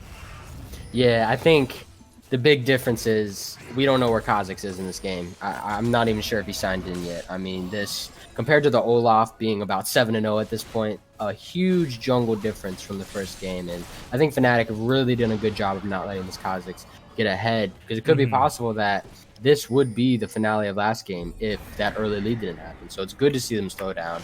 It's good to see them really just hold on their solo lanes to just farm up and fight. And they've really been taking the smarter fights too. And we have a fight topside here. Yeah, topside going to go in. Mordekaiser really wanting to go in onto this Maokai here. Has the shields available, but Amumu might actually be caught out here, having to use the flash to get away from the Jhin snare. And Rift Herald will take down the bot lane turret, but not able to get anything further. So a lot of gold over to the side of all subs. And it makes you wonder, Did this jungler for all subs give his mouse and keyboard to his younger brother or something? Because it's a completely different playstyle from last game. Yeah, it really makes me wonder if the MVP was Lulu, not Jungle last game. Oh! The The shade coming out already. Hey, cast a curse, cast a curse. Can't blame him. Man. He heard you say he was the MVP, and he was like, no, we got it. Oh, but that's going to be Jin flashing in. Orianna with a great sidestep is going to be able to land the shockwave on a 3, but Lulu is going to be here, and that's just going to be too many members, so Orianna will fall to this Kassadin. Yeah, interesting choice to fight 1v3. Oh, and Mumu wants to go in. Is going to be able to land. That's going to be a lot of damage coming out of the tower, and Janna here using the ultimate. Not sure what she was trying to do there. I think she might have even saved the enemy team. She was pushing them so Kate could ult her, I thought. Maybe. That could have been a thing. Now, yeah, I'm not sure. I don't think they would have had the damage to really end that, so I think either way they would have gotten away, but good engages from the Amumu. I'm liking this Amumu pick. His Qs have been very good so far, so late game, those Qs will be huge. Maybe try to use the flash ult and maybe just like flubbed up the execution a little bit, because if she could have flashed forward and then ulted them back with her pushback, that would have been sick. But, you know, it happens. Yeah, I cannot believe that we went from a 12-0-8 Olaf to a 0-1-1 Kha'Zix. I mean, I really would have wanted to see a lot more early game from him, because it doesn't seem like he's doing a lot mid game. It seems like he's choosing not to. Yeah, that's what it kind of seems like. But Mordekaiser trying to go onto this Maokai into the top side is going to lose the trade, because Maokai just does deceptively a lots amount of damage with his little minions that he can put in the bushes. Amumu now waiting over here onto the other side. Maokai also, big point with the adaptive helm, so that will help him out a lot against this Mordekaiser. Yes, you're right. Kassadin making his way over to the enemy. Red might be caught out here. Amumu is waiting in the wings, but that is going to be a split up team, so could go in onto this Janna, which he does choose to. That's a lot of damage, but is going to be caught out here by the bandits from the Amumu. Lulu making his way over now as well, and Jin will help them get the Kassadin to safety, who did definitely overstep there. Yeah, Kate maybe could have put some more autos down, but she needed to stay safe. So all around, good play from both teams to not get any bad kills, because there was a little caught out there from Blue. So yeah, top tower also looks like it won't be up much longer. This Mordekaiser is gonna have a hard time clearing the wave. Yeah, maybe winning for too many trades on the Maokai versus worrying too much about the wave. Yeah, he probably would only need about one more wave, even if Mord's there to take it down. So I think the back from Mord would be good now. Although I would like to see Kha'Zix come top and really clean this out right before a drag would come up. Because I think you'd force the Mord to back, get a free tower, go straight dag. Or you kill the Mord and get the tower, plus a man for drag. Yeah, absolutely. Only 126 health left on that top tower, so we'll fall within 1 or 2 autos. And Dragon coming up here in about 14 seconds, so you will see the team starting to make their way over to that Dragon pit in the bottom side river. I'm worried about this Kha'Zix in a drag fight. Yeah, absolutely. Amumu might have been caught out here, but able to get away with the extra movement speed. You can feel the tension building. At any point, there's going to be a massive fight breaking out here in the bottom lane. But in the top side, we do see the Mordekaiser wanting to go in, but that's going to be Mumu landing the advantage onto the enemy targets here. No ultimate available. Does have it. Just used it, but unfortunately is going to fall. That is a lot of damage coming out, though. Janna falling very low with the Ignite. Now falling, but Caitlyn able to land the auto attacks and getting huge crits. So double kill for the Caitlyn here. But still, that is both junglers down. Janna still staying safe. Mordekaiser trying to go back in onto this Maokai here, but let's see what's going to go on with this bottom lane. Honeyfruit is available. Caitlyn is taking that away from the Janna, unfortunately. Yeah, and Maokai Ori go in with that blue. She does have a blue, so she should be putting out a lot of AP on these. I would have liked to see. Oh, Jin trying to use the curtain call to potentially. That's a lot of damage onto the Orianna, but still maybe have bought enough time. Now seem to have the health lead. 400 IQ out of the Jin right there. Yeah, 400 IQ, 100%. Now, Mordekaiser was able to pick up the kill onto the Maokai in the top lane, so still the advantage goes over, but that's a lot of damage onto the Caitlyn. Gonna be able to get away, and Jin and Lulu very well outplayed there to be able to keep the Dragon alive and not give it over to the enemy team.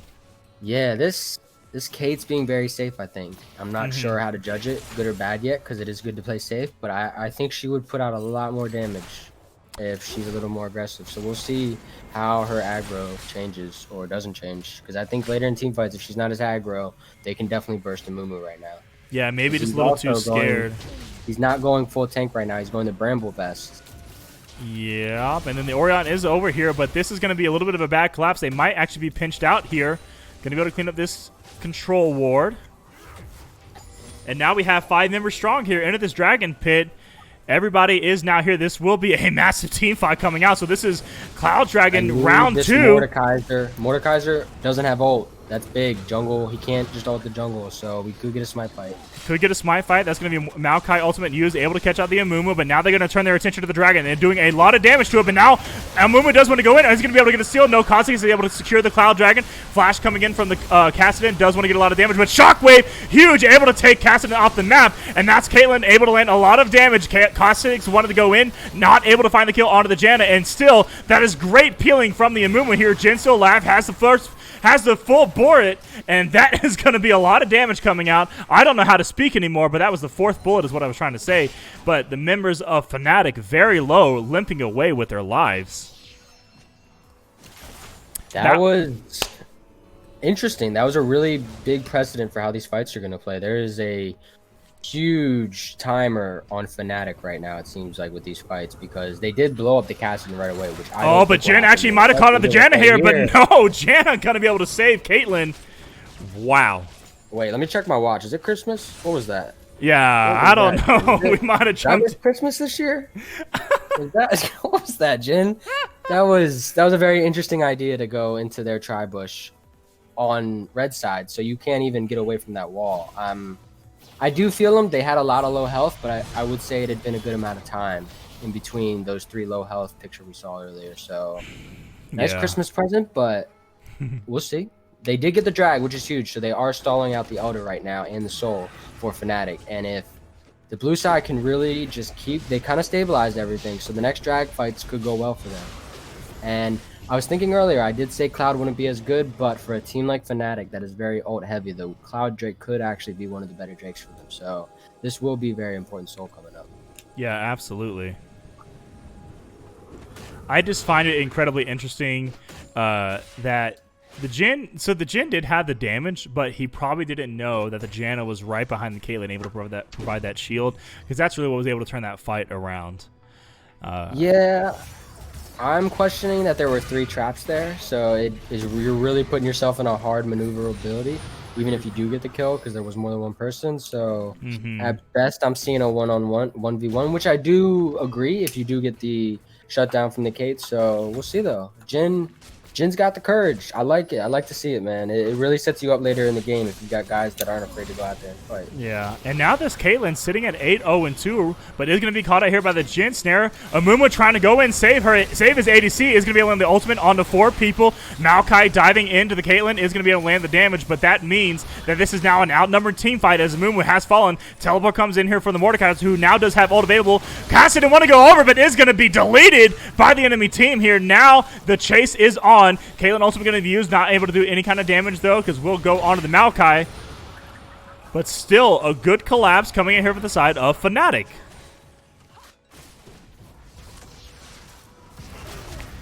Now that's going to be Maokai pulled into the enemy team here by the Mordekaiser. Will have a lot of damage. There's another shockwave coming out. Jin falling incredibly low. Oriana will be close to dying. Caitlyn going to land, but that's going to be the curtain call coming out, trying to pick off that Oriana who has already left the range. Maokai ultimate coming up again. That's going to be Mordekaiser trying to pull in the Kazakhs, who will be able to use Flash to get away, but that is going to be legendary onto the Caitlyn. The chase is still coming forward as well. How much damage is this Caitlyn going to be able to do with these low targets? Now, Maokai is incredibly tanky. Still has a lot of healing coming through. Healed up 500 health from one auto. That's going to be Caitlyn. She's going to be deleted instantly from the Lulu. Now the Kassadin going to give chase to the Janna. Will be able to pick up that kill as well. And now the Rift Walks are coming in. Mordekaiser could fall, but not going to be able to get the engage. And that will be team fight 1 here for the side of all subs. Yeah, it seems like these are kind of getting decided by Kassadin. He's kind of died right away in the other 2 fights, but the other team under tower, Kassadin going down, and Amumu trying to hold out for this Ori, who still is going to put out a lot of damage. That's another shockwave. That's 3 shockwaves in this super elongated team fight. Is it ever going to end? Just go back to base. Everyone reset. Stop. I think they're really just trying to get this Jhin to get off because he is very big right now with those double buffs. So I do see where I would continue it for him, but I gotcha. I could see it happening potentially, yeah. And he does have the farm advantage onto the Caitlyn. yeah, this is really setting up for this next drag fight. I'm really excited this next drag fight. This has kind of been more Fnatic favored, but we are creeping towards them kind of throwing this away. And not really throwing it away, but the Kassadin's really just starting to outscale. And if the Mordekaiser can't really get on him and stop that initiation into Cade, it's going to be extremely hard for a Cade to even live, even with the Janna and that assassination potential. Yeah, absolutely. Kassadin is able to do a lot of work in these team fights. Really is coming down to him. You said it earlier. It's decided. Does Kassadin die? Then Fnatic wins the team fight. Does Kassadin live? Then all subs win. But that's going to be Kha'Zix's actually caught out here. Ultimate going to land here from the Amumu, so that will be jungler down, and that means they can go onto this dragon for free without fear of it being stolen away.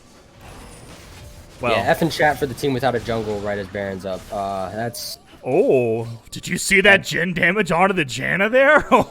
yeah, that's even scarier if he can ult later after the fight already happened. That was nasty. The bandage is not going to land onto the Amumu. SDR doing the dragon is going to fall very fast. It's going to be Mordekaiser trying to go onto the backline. Is going to be able to secure the dragon, so that will be 3 dragons picked up now. Kassadin going in, but Janna ult keeping everybody alive, coming in clutch for her team. Fantastic support play right there. That's going to be 3 dead for the side of all subs. Yeah, not sure if you saw that, but the Kassadin flashed into that too, so he lost his flash on that. So That's really so not sad. good for the Kassadin right there. That was about a 2-pixel flash right there. So Yeah, feels Caitlyn also bad. is just so long range right now. See, I like the Jhin. I think he's got better burst potential, but this Kate from such range can just get these pokes off, and if she's not dying, she will melt the team after these elongated fights because they're really not even having quick fights. Yeah. Am I crazy here? Tell me I'm not crazy. Caitlyn has 12 kills. She's 12-1-2, 188 CS. But she doesn't have the item advantage onto this Jhin. Has Jhin just been getting shutdown after shutdown after shutdown? Where is the gold being spent? Caitlyn, buy your items. Yeah, she might have invested it in crypto and still waiting for that return, but I'm not sure. You're right.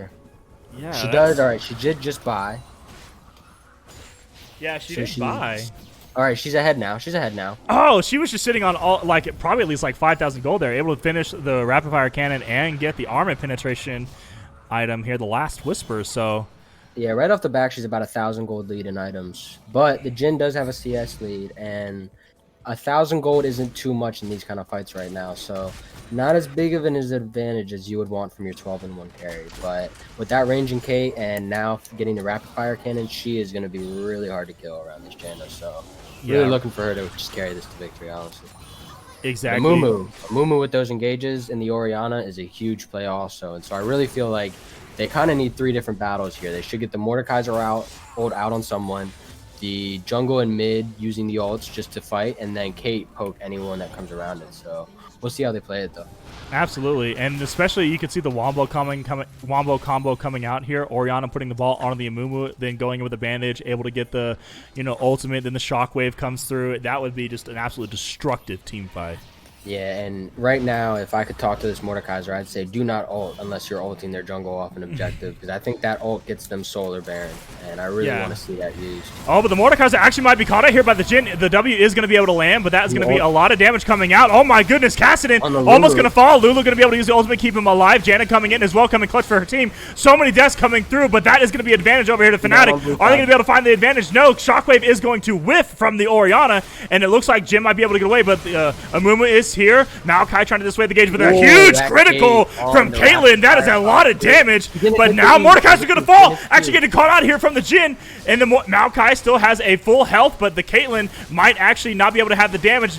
Kassadin coming in from behind. Trying to come back into this fight, might be able to, but Jhin does so much damage onto the Caitlyn. That's going to be the net. And Kassadin coming in huge. Is he going to be able to get the order? Yes, he's going to be able to clean it up. 2 shutdowns coming on over to her. Absolutely huge. Oh, man. Caitlyn is going to be kicking herself in the face for not finishing the Kassadin earlier. They have, if you look, they have the bush warded as well. They have that bush warded. She should have seen him coming. He walked from his bush at blue. If you look at blue, where you can see the lighter brown of the ground, you can see right where the blue ward is. He walked right there towards the mid jungle where they had a red ward, right at the top part of that. And so Kate really should have seen him coming and killed him before he was able to do that, unless it expired. Oh my gosh. Yeah, probably just tunnel visioning onto the Jhin right there, not really paying attention, but so crucial. Kassadin is now massive with those shutdowns picked up. That was over 800 gold. Let's take a look. I can actually see how much shutdown that went over. Let's see. Mordekaiser, flash from the Caitlyn. Gonna look at the chat here. Okay. So I want to say it was 758. yeah, he shut down the Caitlyn at 450 and then shut down the Orianna, so 750 extra shutdown gold onto the Kassadin. That's That so is much money for a Kassadin. oh my gosh. Now he has 3 items. Lich Bane is completed as well as the Seraph's Embrace. Oh, I will say though, one thing Fnatic need to look at is the game plan doesn't change. I will say they threw that fight. So for them, the game plan really shouldn't change. They had a great start to the fight. They had a great middle, and changing around the ending should be the easiest, hypothetically. So I think we still will see an even fight around this. And they do have the drag advantage and are on soul. So we need to see how these next objectives go. And Yeah, Mordecai, absolutely. please save your ult for the jungle on these objectives. That's a free objective. I really need to see that out of the Mordekaiser. yeah, absolutely. Now, Fnatic, like you mentioned TP earlier. also right now, so he can TP. And I like the push of the TP, but they are going to probably try to burst this down, so they need to engage quick, and I don't think Yeah, they can. it They'll go looks for like Baron, the it Cloud looks like, Dragon. which is a great trade if they get this off, I think. A Mumu bot side still, though, so they probably actually can't get the Baron.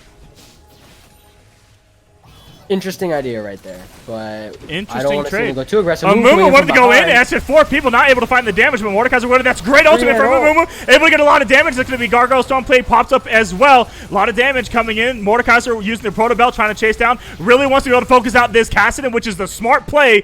Good job. Really keeping that huge player out of the reach, and that will be shut down. Going over to Mordekaiser, who played that team fight correctly. Yeah, you gotta. He didn't use it on the drag. That's not fine, but using it on the Kassadin like there, second best way to do it. Love to see it.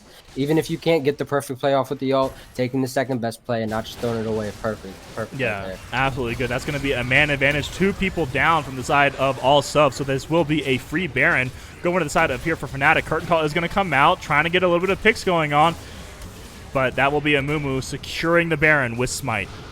Yeah, so as I was saying earlier, definitely worth it if they give up the Cloud and are able to get this Baron. So right now, Fnatic, like I said, they're still in the game, and the game plan shouldn't have changed. So it's good to see they didn't really lose too much mental off that fight. And I think they should be able to move this game forward pretty well with this Baron too, given that I don't think Blue Side really has a siege protection. Yeah, absolutely. And that is the power an of important having way. Dragon Soul available to you, because you can basically force the team to go to Dragon, and then you can either fight them there if you have the advantage, or you can just go take something else from the map, and that's exactly what they chose to do. Yeah, no one is going to be able to match this Ori push with Baron, so that's going to be a real problem for Blue if Red really are smart about this siege. Caitlyn is strong right now. She just crit the red buff for 1900 damage. That's a lot. I think Jin's health bar, let's take a look at that. Jin's health bar is only 1844 and only has 76 armor. So Caitlyn could just What armor destroy does the Jhin. red buff have? Does she do more damage to the Jhin? I don't know. I think the red buff might have like somewhere like 80 or 100 armor. I will double check though, but man. I'm about to Google this right now. I need to know if that Jin's going to take more damage. Because he might get one shot. Yeah, Janna is coming in clutch for Fnatic. We got some people in the chat really popping it out here. And yeah, Janna was clutch in the last 2 fights, just delaying the kills coming through with her ultimate, able to get the disengage for her team, keeping everybody safe, really coming up clutch. Shout outs to her. Now, if Fnatic wins this game, she will get my MVP vote 100%. Yeah, look, I'm looking online, and from what I can tell, that Jhin might get one shot. So that'll be really interesting if we see that. Yeah, just when the headshot is available, just pop it onto the Jhin, who has Guardian Angel, then just put the traps down, and that's a dead Jhin all day easy. I'm going to cry for this Jhin if he gets one shot, and then a trap right on the Guardian Angel. Tears That in the is- chat if Jhin gets one shot. If he gets one shot, and then one shot right after he goes back up, I'll cry for him. Just tears all day long. Send him your Team L hat when you're done if he gets that. I That's- will. Yeah, he'll need it for sure. Now, this Baron Empowered Cannon Minion is going to do a lot of damage to this tower. Amumu just staying in the range, basically denying anyone able to take that down. That is going to be Mordekaiser going onto the Cassidy in the top side, trying to get the split push. This is 4-man Baron push onto the bottom side. And all subs will be forced away here as well. This is what I was going into earlier. Fnatic are going to be amazing at this siege, and there is no way for blue side to stop this siege. You can't get through the cave traps. You don't even want to walk up to the minion wave and get ulted by Ori. So this is going to be really, we're going to see how well Fnatic can use this advantage, because it's really up to them right now how much they want to push. Yeah. I would like to see someone go into mid lane and kind of maybe get that Ori in mid lane, because she could push a whole wave by herself, but nothing wrong with being a little extra safe. Yeah. See how this plays out. And it looks like they are trying to play the correct strategy here. Orianna is constantly putting her ball onto the Amumu if an engage does come through and ultimate does land. Kassadin trying to step a little too far forward. Caitlyn actually might be caught out here, but that's going to be Orianna going in as well, landing the shockwave, and that is going to be Kassadin dead. Caitlyn was baiting the whole time. Yeah, he saw glory, and then he didn't see anything. And then he just saw death. So sad. Because that was, if you think about that, Amumu ult up, Janna chilling. I don't think you ever kill that Kate, because the moment you jump in, Janna's ulting, saving the Kate. Amumu's ulting, so you're stunned, and then you're just dead. Yeah. You're just dead. It hurts. Also, a little sad to see that so close to the dragon respawn, because Fnatic should be able to get an amazing set off on this. And I'm going to hope, honestly, that Fnatic doesn't fight the dragon and cheeses them for a kill, because I think right now they're already up a man. You can make it another extra man up if you just go in and fight them right now. Yeah, I agree. Even that Cassim's also a lot of their kill potential, but maybe they just burst the Baron. Janna a little far behind, so no support right now for his Fnatic. Yeah, the dragon is going to be started up here, but that is going to be Mordekaiser. Might actually have caught out the Jhin here. And the dragon is going to be secured, so that is Cloud Soul going over to the side of Funatic. Amumu wanted to go in, is able to land the ultimate, and that's going to be Lulu. Focused out. Yes, she will die, so not going to be able to use her ultimate to save the team. And now Funatic have free agency to push on here. Kha'Zix might get caught out as well. That's going to be the Janna slowing him down. Tornado not going to land on anything, but all subs are running for their lives right now. That KQ hit at like 2,000 feet away, it seemed like, or 2,000 metrics of what League uses for distance.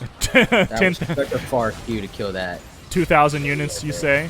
That's going to be a lot. Janna going to use her ultimate to probably just keep her team alive. Maybe that's a little bit of a misplay there as well. But that's going to be the Maokai taking a lot of damage from the enemy. That's one more auto, and she will fall. Or ultimate does come out, but Jhin will take that with the Guardian Angel, able to stay safe. But the siege still continuing strong here for Fnatic. Flash forward from the Amumu, who's able to catch up the Kha'Zix. That's a lot of damage coming after the Caitlyn. Not going to be able to find the kills, though. Still just going to focus on the inhibitor right now. Yeah, that's the siege Fnatic have right now with the Ori, Kate, Janna, and Amumu. That bandage was so clutch, though. He caught the Kha'Zix mid-jump, so followed an incredibly long distance.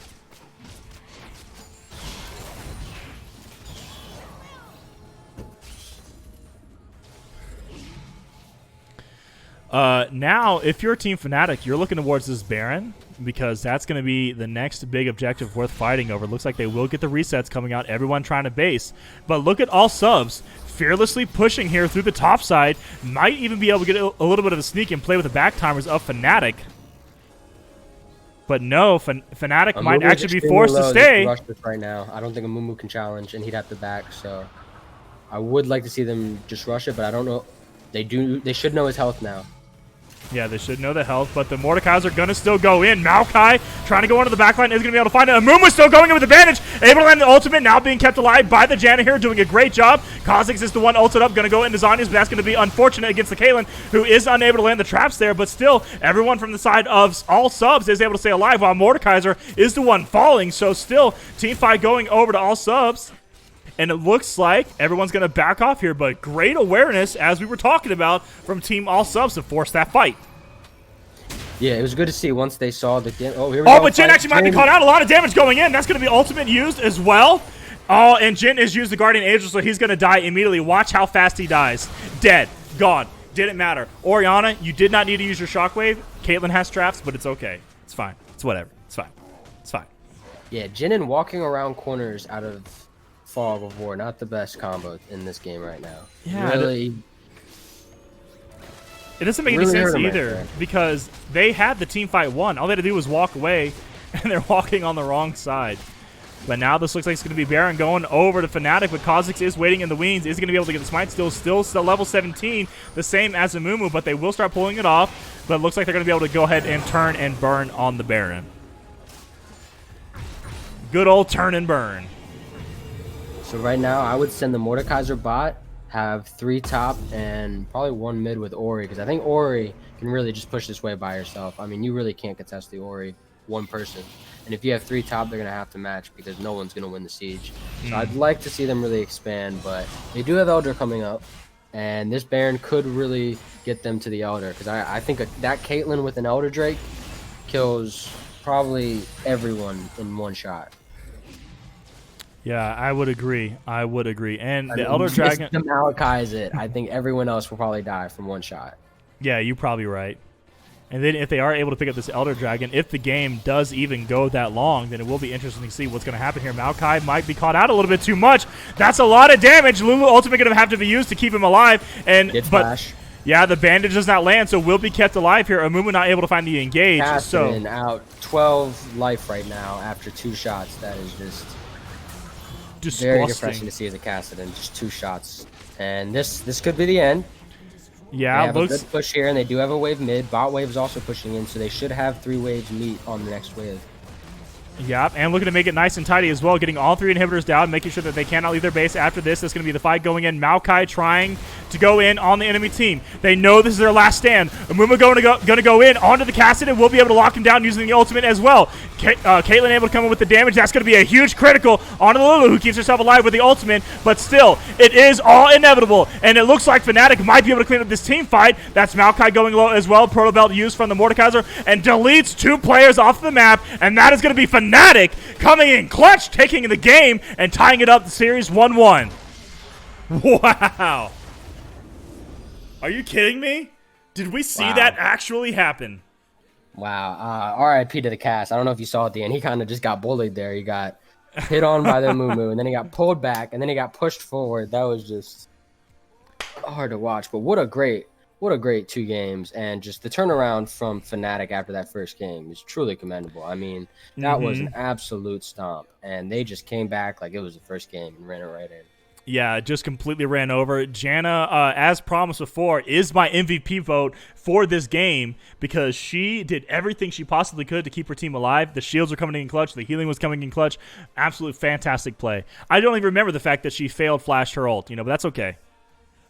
Yeah, I mean, a little bit of just a huge draft right there, honestly, especially going against that Kassadin, and that Janna kept that Caitlyn alive. And there's a few times when she wasn't able to, but I can't imagine if they didn't have Janna that game, how well that Caitlyn would have done. So great job, Janna, right there. I'd also like to give credit to the Amumu, because I think really what I was trying to admit to earlier is Tale of 2 Jungles right there. Amumu really pushing forward this game and really starting a lot of this off, and the early drag was really good, and then really pushing that forward, making sure they were able to get soul point at an early time in the game and force this Kha'Zix to fight. I mean, this Kha'Zix really had a better first game. Yeah, and they did well on that with the Amumu. But 2 good games. I mean, really couldn't ask for much better games in those 2 games. No, you really couldn't, and especially just seeing the turnaround and the mental fortitude coming out for Funatic. I mean, it was absolutely amazing. So we will be getting a post-game interview set up here. Give me just a moment to get it set up. I know I can do this correctly. Let's see. Send friend request. Sorry, I'm a little bit of a noob when it comes to Discord, but y'all just bear with me, all right?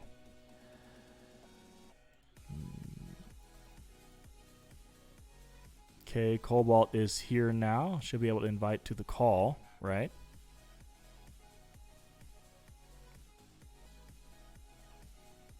There we go. All right. So, ladies and gentlemen, we are joined here by Escape the Fate from Team Funatic. Man, tell me about that excellent Game 2 turnaround you guys had. So, Game 1, we just hadn't had a lot of experience with Dale at jungle, because he was actually our support, but then our jungle kind of backed out of nowhere, so... he had picked the Jax, and we had kind of knew that their jungler was kind of their strongest player, so we didn't expect his Olaf to be that strong. Um, so we kind of just kind of threw the game like before 10 minutes even hit, and then from there it was just like tilt. But game two, we kind of just like said screw it, like go around, let's go back to like even comfort picks. Like I knew they were gonna ban the Twisted Fate. As soon as they banned Kiana, I knew they were gonna go Cassian, so I just picked Oriana. And I was like, our job there was just kind of rely on Snoopy and just like put as many shields on him as possible. So we had Janet for the shields and then Oriana shield, and then if Cassian jumped on her, we would just uh, ulti Oriana, and if that didn't kill him, Janna ulti back. Wow. So that means that it was an absolute planned team composition, protect the ADC, and then bam, you guys were able to win the game. It wasn't really planned, but like once they picked the Cassian, that's pretty much what I knew. Like I know Snoopy's like a really good AD carry, so it was pretty much easy to know that like Cassian was gonna go and try and jump on her, so I just tried to stay around. There was that play bot lane actually after we got the bot tower, where Cassian came up, and I literally said, I was like, Cassian's just gonna try and charge his ult and like go on the Caitlyn. So she sat in the tri brush, and as soon as he got there, I ulted and a Mumu Q'd him, and he just like died. Yeah, it was absolute destruction. Amumu was finding incredible engages to start off with, and then Janna coming in clutch, being able to deny the damage coming through from all subs. Like you mentioned, the Cassidy wasn't able to get anything done. Died a lot instantly, and especially in that last fight when you guys were making the top lane push, Cassidy got hit by 2 autos and was instantly dropped to almost no health. So it's once you guys were able to turn that corner, it was absolutely huge. Alec, you got to ask some questions here, man. I don't know what else Nah, to you're say. good. You were on some really good questions right there. I want to ask you, what do you think about their jungle in the second game? And do you think you guys were surprised with how passive he was compared to the first game? So for their jungler, the second game, as soon as he picked Kha'Zix, our plan was to have Dale kind of just like farm it out, and then only go for a play if we 100% knew that we could get it. Like so, Cassian is a hard late game scaling like mid laner, so it's not like he can win 2v2 skirmishes between Amumu Oriana. Like Amumu's going to amplify Oriana's damage, and then it's not going to go well for them. So I think he was playing more passive because he knew his team was a lot more scaly. But I was a little bit more surprised. I thought he was going to go try and invade all the time. Yeah, I was talking about that a little. I felt like he really needed to get ahead on that Amumu because I didn't see any late game team fight going well for the Kha'Zix into Amumu. And I think you guys did really well, like what you're saying, to protect the cake because I think that was something that you saw out of their mid the first game. He was really head forward and headstrong. So if you did see him Yeah, coming, there were it's a kind of couple like plays in that first IG game. where you just fight them better. You don't have to be scared of fighting them. They're just going to fight you. So I think you guys did an amazing job at just really understanding your win condition in the case. So that's really good to see and really promising for the next games. Yeah, for sure. I was just surprised because in game one, like, it's funny because I thought I was like hardcore outlaning their mid laner, the Syndra Victor game. And then there were just a couple of plays where like bad communication between me and Dale where I would like go into the river and then like I get flashed on by both their jungler and their mid and then like flash ignite ult by Cinder and I was dead and I was just like, dang. Yeah, that was But something that I said. I felt like you guys had stronger laners in terms of midder and top, but I think that the first game, the Victor pick was really rough into an Olaf that was fed. I mean, I think I remember watching the fight at Blue where you W'd him, he ults, and then gets Lulu ulted and does a Q to you and your support. And I just can't see how that gets better for the Victor. So that was really just something that you couldn't help in that sense. yeah, And 100%. We were just so we had even said it like in between games that we just didn't play around our win con game one. So like it just completely got out of hand way too fast. We had a really hard late game scaling comp between the Ezreal and the Jax and the Victor. So I feel like if we just like let them have a Drake, let them have a Rift Herald, but like traded that for like plus 50 farm on each laner, we would have won later on.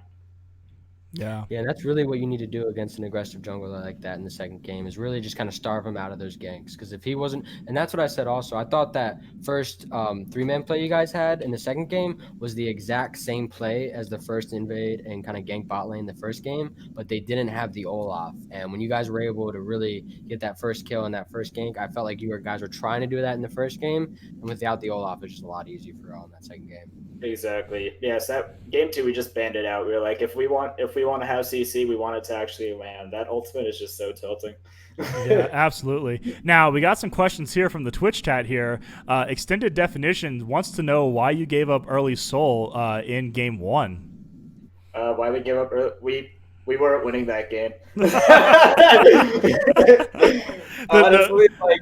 Oh, he's talking about game 2. What do you mean game 2? They were the ones that picked up the soul. I think Twitch chat might be trolling a little bit.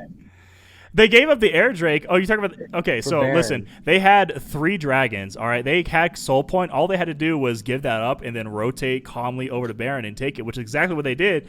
And they got the massive engage as well. So they played that correctly, I'd say. Yeah, I gotta ask you, what was, in terms of your runes for Victor, I think I would see the more conventional go to phase rush. What do you think was the reason for that? Were you trying to get more of just the early lane pressure and you were just trying to beat him?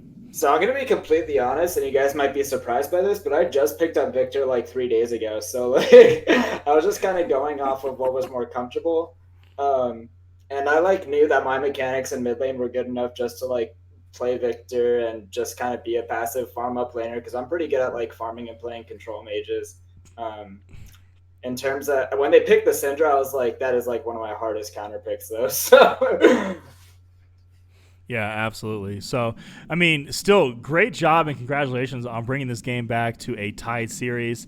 So, hopefully, now that you guys are tied with the team all subs, this is week 3. You only have 2 more games. What are the hopes now for this team? You guys looked really strong in game 2. What are the hopes for you guys to build more strategies to be able to start clutching out these games 2-0? So 100%, all we need to do is just practice and communicate more. That is our Achilles heel. Is that like once we get behind, sometimes we'll just be a little bit tilted. But like other than that, I think we have a really strong team. Our laners are amazing. I think we all have like pretty good macro play. So we just need to be like a little bit like stronger in terms of calls, and then after that, it'll be easy to like if we can play how we played in game 2 every game. I think we'd like go undefeated. I gotcha. And let me ask this, though. The dive on Kassadin, it was, what, Mordekaiser and you going in under the mid lane tower. What was the thought process there? Did you guys just really see blood for Kassadin only?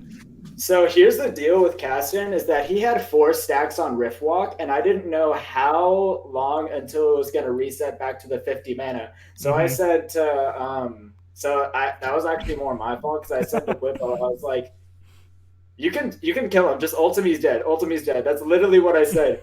And so he gets the pull, and then he ults, and then he ults under his tower. After that, honestly, we probably should have just gone out. So I saw the 2 souls, and I was like, oh, no, he's diving. No, we have to commit.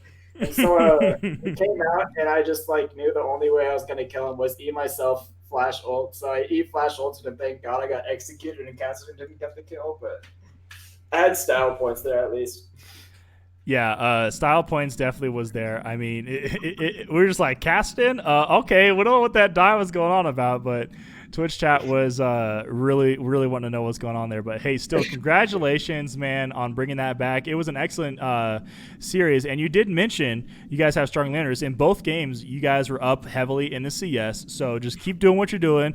You know, get the strategies working in. Hopefully you'll get, if you don't already, maybe even get a coach to start taking some more backseat strategic plays. But still, again, congratulations. Everyone watching the chat and the stream here, we will have no game stream tomorrow because it is Friday. Friday there is no ESDL game, so it's Saturday. We're going to have games streamed at 10 a.m. and 2 p.m. Mountain Standard Time specifically. So if you're interested in seeing those games, tune in to twitch.tv/Faoline. I will be casting both games as well. And again, good luck to you in the future. Escape the Fate. And Alec, thanks so much for joining this this cast. I really appreciate it, man. Yeah, I had an amazing time, man. Hopefully we can do this more in the future. Absolutely. Yeah. All right, guys. Well, again, that's going to do it here for me, Faoline, again, joined by Alec in my co-caster. So, again, thanks, everyone, for watching the stream. Really appreciate it. And good luck to your games in the future.